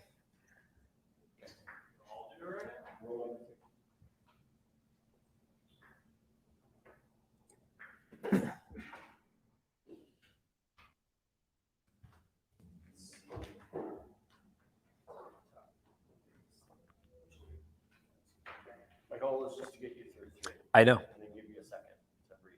I got it. Once I push you through. How many pages is this chapter? Test 1, 2, 3. Test 1, 2, 3. I guess there's 10 rules, obviously. Yeah, I can do the math. So what did this say before we fixed it? It said you must create a sense of urgency. And then we talked about creating time-based urgency. Yeah, we were unhappy with the way that was written. Well, we wanted to be careful that we're not encouraging people to create an artificial sense of urgency. Yeah, artificial senses of urgency backfire on you all the time because they're fundamentally bullshit or there's lies. And honest, authentic urgency will always outperform fake bullshit urgency. Yeah, it just becomes manipulative. If you're like, listen, I'm only taking 10 new clients, but the whole world knows that you're not taking 10 new clients, then you just look like an asshole. Right, or supplies are limited when supplies aren't limited. Or, the price is going up unless the price really is going up for a real reason, right? There should be look, there's a really great book. Name, Power versus Force. The author is, no, it's Eckhart Tolle something. Power versus Force? Yeah. No, it's David Hawkins. David Hawkins is Power versus Force. Power versus Force. Basically, the gist in Power versus Force is people know what's real and people know what's not real. And the wisdom of crowds proves this out. And over and over and over again, science has proven. I've done so many experiments on this. We do we do this little thing in the audience where we prove that people know what's true and what's not true. Truth vibrates at a different frequency than lies and bullshit. We do this experiment. Have any of you ever been in the room when I did this experiment? Danny, were you ever? That's another one. The arm thing is a different one. That's energy with toxicity. This is, you get, look, in Las Vegas, if you can beat the odds in Las Vegas by like 0.5 percentage point, you will eventually clean up in Las Vegas. It is statistically just the way it is, right? And so if you can give yourself a 1 or 2 percentage point benefit over 50%, if you play enough in any game, you will eventually win the game every time, right? So I've done this experiment with audiences of 150, 20. I haven't done it with a smaller audience than 20. I think statistically it just doesn't work. And it always works this way. You pick 3 random pieces of information. Completely innocuous random pieces of information. What color car do you drive? Oh, yeah. What is your mother's first name? And I don't know, like, When did you get married? Or how old your kid? Or well, no, you can't say when did you get married, how old are your kid, because not everyone in the audience has a kid, but everyone's got a mother, and everyone's got a car, and what city were you born in? So everyone was born somewhere, right? And I think those actually, I think, are the exact questions that I ask. And Jimbo, you would write down the answer to these 3 questions, and Dylan would write down the answer, and Jordan and Deanna and Eric and Danny and everyone else. And then someone who doesn't know you would read your answers. So someone who doesn't know who you are, they've never met you before they got to this workshop, they're going to say, Jimbo's mother's first name is Alice. Jimbo's mother's first name is Barbara. Jimbo drives a car that is black. Jimbo drives a car that is white. Jimbo was born in Dallas, Texas. Jimbo was born in Indianapolis, Indiana. And we teach people, it takes a couple of hours to teach them how to do this, but we teach people how to listen to your precognitive truth sensor, right? You feel the truth. It literally vibrates at a different frequency, and you feel it. People call it a hunch. People call it an instinct. I'll finish this. People call it a hunch. People call it an instinct, but people can feel the truth, right? And if we can teach you how to not get into your head and just go with your precognitive instant feeling, when we do this, we always get better than 50% accuracy on these questions. And everyone's like, how in the world could this possibly be? But over and over and over and over again, it always works out. It's never not happened this way, where we get better than 50% accuracy. We got as high as 70% accuracy in one room. Think about that. Yeah.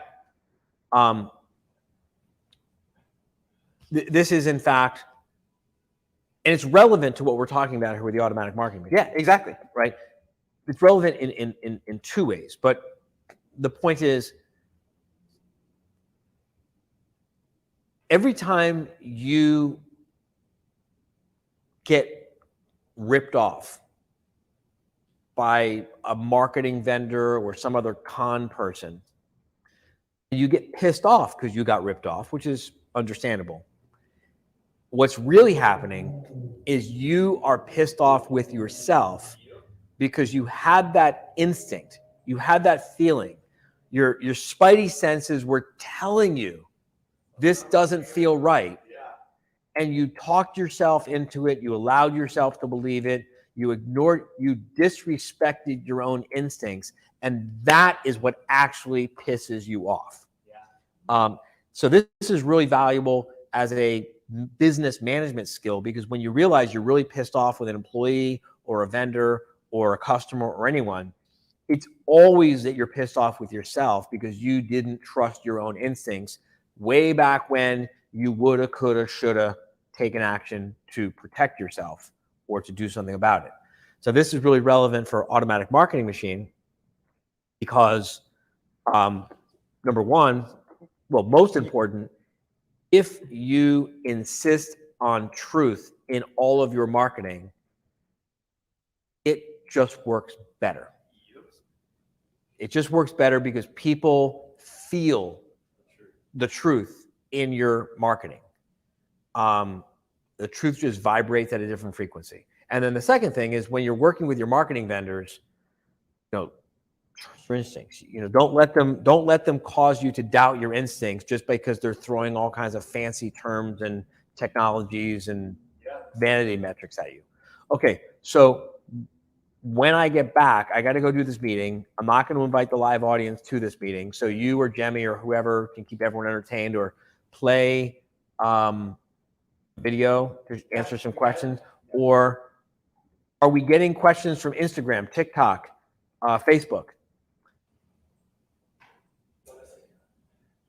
Well, we'll come back. All right, go do your thing. I'm going to go do my thing. I'll be back in about an hour. Yeah. Yeah, and we will start with number 35. We will not leave here today until we get done with this chapter. Okay.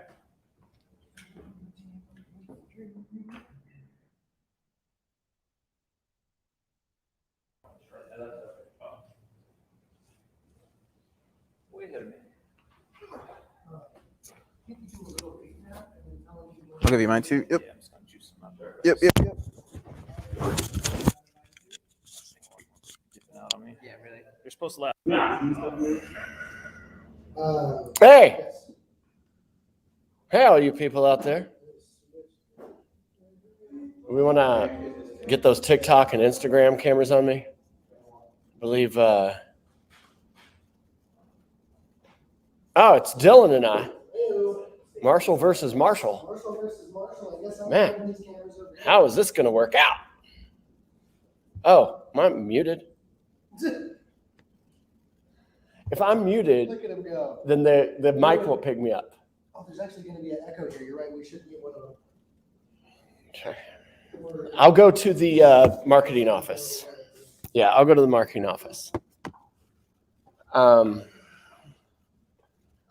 right. I mean, the most entertaining thing is going to be Danny playing the guitar. Playing the guitar. We did pretty good there. We did. I mean, you got to take a win where you can get a win. I mean, honestly, man, like, we're at a point in the book where it's easy to read. Like, I think Okay. we get in a roll. Like, if we knock out some today and if we get back tomorrow morning and have some uninterrupted time, like, we can make a ton of progress. Yeah. And are you gonna pick up any of this read? I would love to. Okay. If we get to the point where his time is what's the limiting factor, that I would propose as a solution, I'll read it. Or you read it. Somebody reads it. You're not muted. Yeah, we know. Thank you to all of our viewers out there. Good looking out. They're quick when there's an audio issue. They let you know. Yeah. Do we need to talk? Okay, cool. How about me, you, and Danny Is that something circle we up? Like, Yeah. No, let's just tell them what we got. Yeah, here's what we're gonna do. Hey guys, we are going to take a break and come back. Arjon's got another pop-up meeting that happened out of the blue. It's not out of the blue. Anytime we're having in front of the live quarterly meetings, there's gonna be things come up. This is the way a business works. So we've been showing you all of the glorious factory that is sausage, and we will continue to do that at around 4:30. All right, so we'll see you back here or on a different link, but I think you get it.